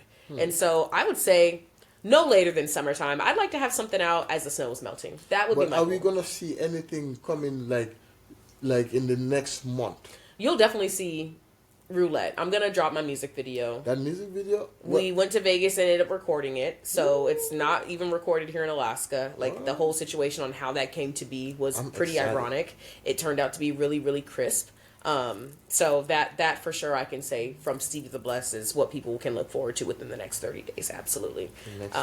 Yeah. And then as far as some of the newer music, the debut, the different genres that I'm dabbling in, I think we're going to see a lot of that in the next 6 months. What would you want the Alaskan people to do, or what type of support does Stevie the Bless need to get her music to the next level? You know, I hear from everybody that I hear a lot of positive feedback from people, not from everybody. Everybody's got a different ear. But I feel like the last so many shows I've done lately, people are like, don't stop what you're doing. Like, what you're doing is so great. Like, you have what it takes. Like, I'm getting that from people. But, like, go stream the music. Like, go stream the music, find the music, download the music, put it into rotation. I feel like that's a part of it. It's just like, you hear a song, you enjoy the vibes, you're in the moment, it's captivating. And then it's like, sometimes we fail to take that next step to, like, make sure to add it to rotation. So, like, go find me. Go look me up. Pull up your Spotify. Pull up your Apple account. Take this moment. Put the music in rotation. It's very dope music. Like, I don't, you guys know me, I don't just jump and say, I almost like to mix and spice up things. But if I'm telling you, this is very good music. You see? Okay. I'm kind of lost there. You guys gonna have to remind me what you're talking about. But Stevie does very beautiful music. And I'm a fan of energy, and anybody that is standing up for their state and putting money behind their craft. That is not a lot of artists we have here. She might not agree when I start talking about all this stuff. She might not want to talk about that, but it is true. We have to give credit where credit is due. She's one of the artists that put a lot in the craft, and she's very social media savvy. She makes sure she show you what is going on. And Stevie, would you like to talk about anything about your boxing? I mean, it's hard to not these days because I would really have to attribute so much of my growth in the past year to that space. It's another stage, which is great, but it's another community that I didn't know I was missing. So Rumble Boxing, huge plug to Rumble Boxing. Not only, I've like honestly, no, I'm just playing. I'm a lover, not a fighter, personally. But listen, but I can throw some hands, and mentally, I just found a thumbnail for Stevie's it keeps me grounded. Mentally, it keeps me grounded. There's a lot that we suffer through on a day-to-day basis, and if you don't have an outlet for it, it will eat you alive. I really do believe that. So it keeps me in shape. It keeps me grounded.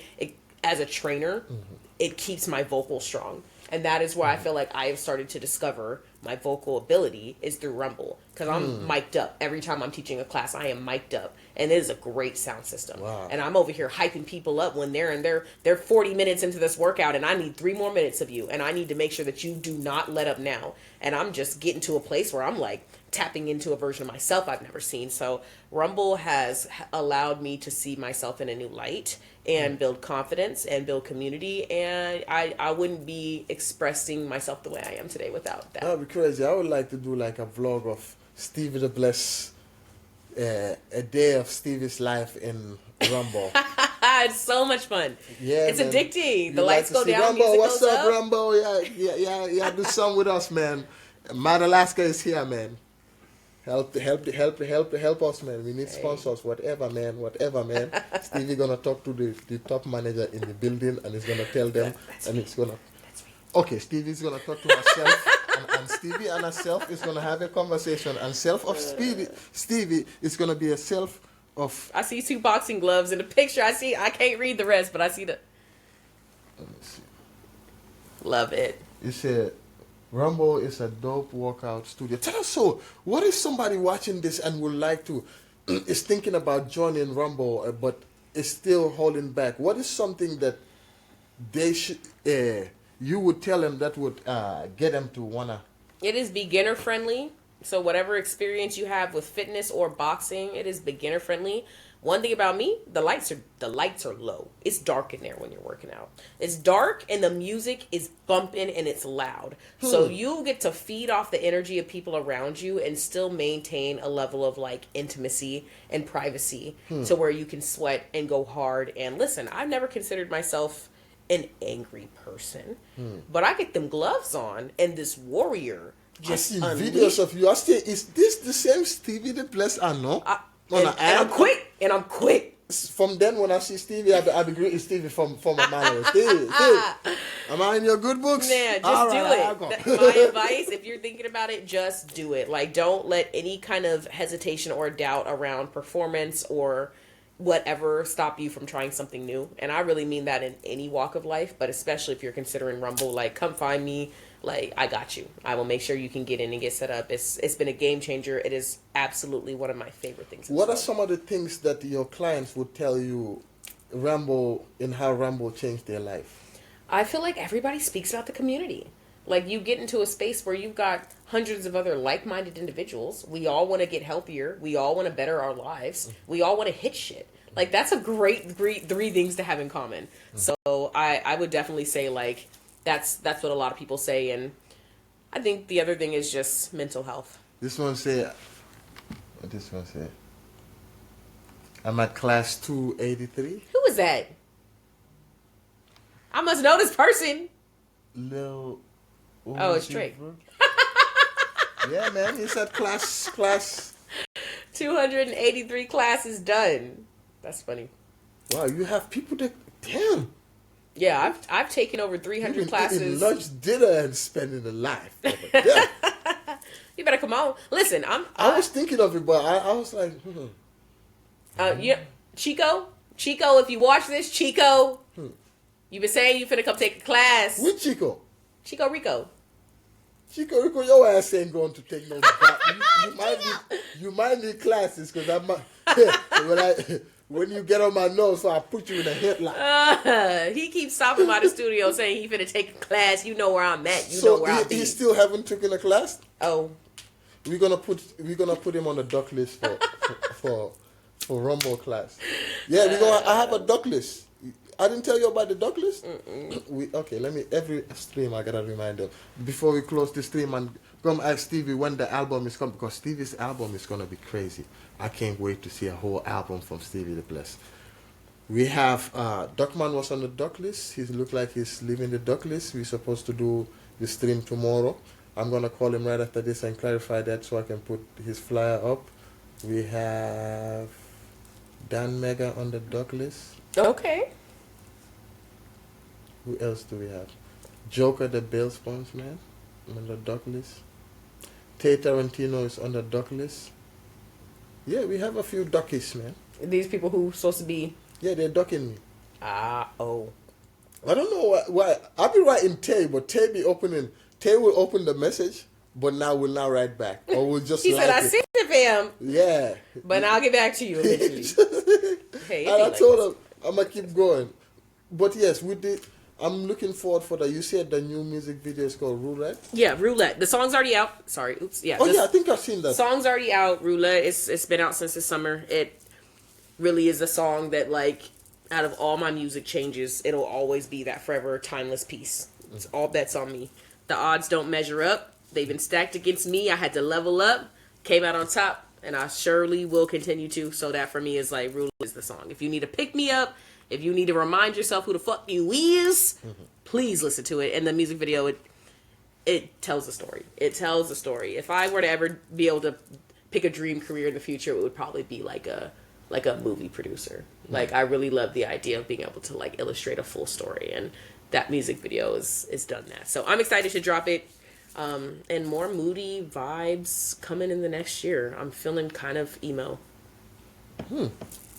I see the vibes have changed a little bit. The vibes have changed. I've seen that. We gotta honor it.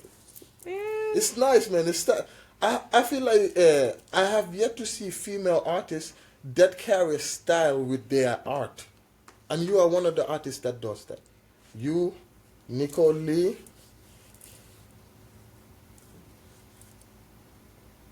Melashe makes most of my outfits that I wear for shows. So Okay, then you need to shout her out too. yeah. And shout out to Rudy Pirik over there, First Bites. Go support him, man. He's doing a lot of good things at the Midtown Mall. But yeah, it's you. Yo, I don't want this to go the wrong way, but I've been cooking this up, right? I wanna ask this on stream, right? Nicole Lee, Sissy, since I know both of you guys. Girl, don't do it. No. What you mean don't do it? I don't know. Don't do it. Just don't do it. You ain't even hear what I'm saying. Don't do it. What Don't is do it? it. He said don't do it. Just kidding. I Okay. don't know. So I have this thing that we already have the first thing it cooked up from the life yesterday got birth vasos. So right now I have Red Tex versus Rack Mac. So I don't have no female one yet. We'll keep And looking. hot female one. I'm thinking of a Stevie the Bless and Nicole Lee. This is not a versus that is like we are putting people against each other. I want it in a way that it is the main goal for it is to highlight and create and promote the stream in a way and bring in other people to come watch it, and it's gonna be a prize, a money prize, a music video or 2 music videos, and a production, song production is what it's gonna be consists of, whoever we need. Because I don't want it to be like just how our normal promoters do things. You put on an event after the show. Thank you, Stevie. Thank you very much. That was a very dope performance. And you go home. No, I want the people to be more aware because it's gonna be you guys playing your music. We cannot have verses without the music. What do you think, man? What do you think? Stevie the Bless? Yes. You say, somebody say, oh, we have another, oh, we say Madness Meets Insanity Package Video Deal Bundle. Promote. Oh, you see? We have another media that is down to join in that course and probably put their money where their mouth is towards that. No, I believe this. I see. No, I believe that Exodus Network will do that. I believe that Exodus. If we put this course together, and Stevie the Bless and Nicole Lee, would you be down with putting something up to get this artist going? Put a music video for them, and as the price, music video, maybe 1 or 2, have a song production done for them and promote it. And Mad Alaska will be promoting it. And one of the Elephant Madness, either Elephant Madness or the Elephant Madness TV, because hey, that is the big dogs, man. That channel get 1,000 views a day. That's where the big, so we'll promote it there too. So that is something I'm thinking. What would you be open to having a? It's a friendly thing that is gonna have the fans see you guys. I plan on having it at a venue, have a DJ there, and have a few. It's gonna be. We already have Red Tex and Mac, and those 2 people yesterday, when I was telling them, they was right there. They was hanging together. Mm-hmm. Now it went. It's nothing like bad, but I would like to have that. Yeah, I'll consider it. Red Tex,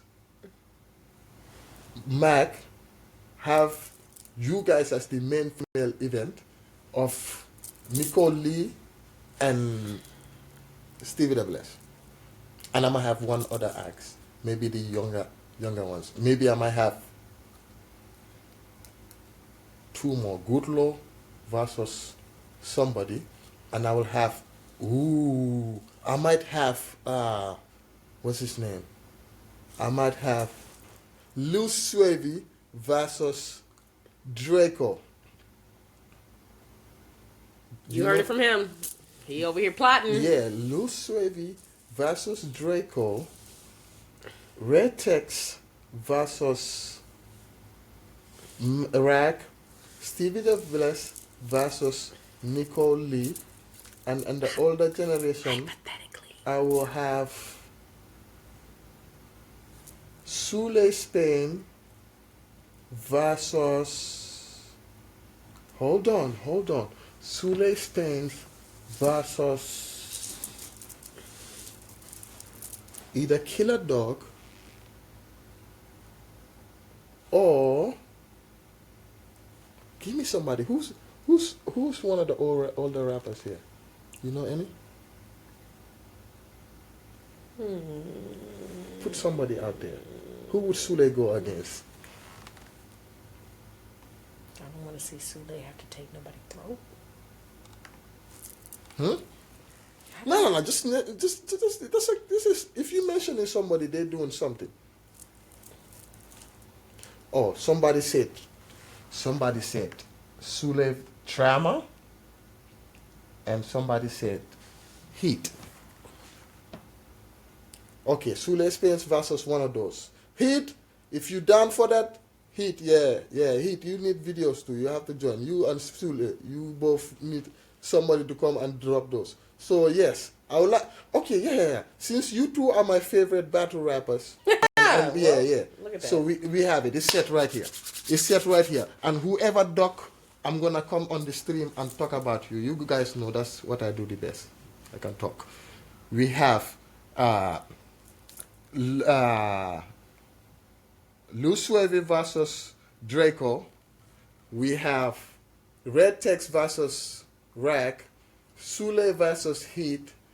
And then we'll close it off with Nicole Lee versus Stevie the Bless. Sounds good. Sounds beautiful. What you think, Stevie? Does my face not say it all? Yeah, but they don't know. Does my face not say it? I ain't trying to be upverse. I hear what you're saying. I'll think about it. I'll consider Think it. about it. You consider it. I'll sleep on it. Guys, Yeah. I will be, when I wake up tomorrow, this is where I'm going to start off my day. I'm going to specifically jump off the left side of the bed and just tell myself, you fell off the left side of the bed. And this is what I'm going to try to create. But yeah, let's back to before we close this stream. Stevie, we're going to have a different stream when we're going to have you back on the platform.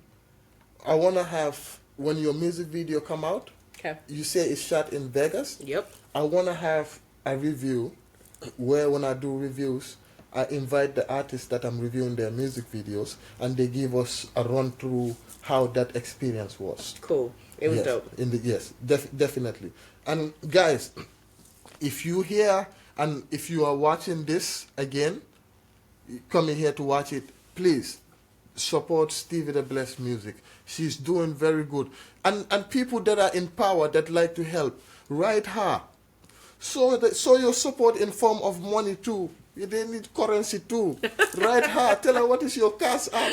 I want to see new music from you. Support. If you say you support an artist, don't just say support by sharing. We all go buy weed. Weed is not free. So do something. Support your artist. Show love to Stevie the Blessed. Go stream her music. She has music for everybody. If you like to listen to conscious music, whereby you like to get motivated, Stevie the Blessed have music for you. If you like listening to crunk music, where you up there with the energy in the club, guess what? Stevie the Blessed have music for you. Gotcha, if you want to pray to the Lord God and your Jesus Christ, Stevie the Blessed still have music for you.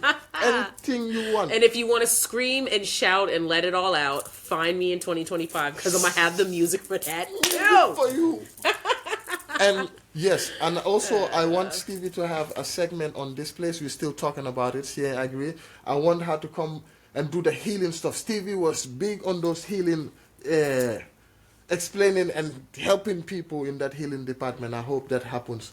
That will be it for here. Stevie, is there anything you would like your fans to know before we close the stream? Thank you for listening. Appreciate y'all tuning in. Stay tuned. There's always more to come. Be patient with your artists. We're all here for the same objective. If we can stay in one accord, remember the things we have in common. They should always outweigh the things that we don't share in common. We can get through this. And Happy New Year, everybody. Happy New Year. Happy New Year.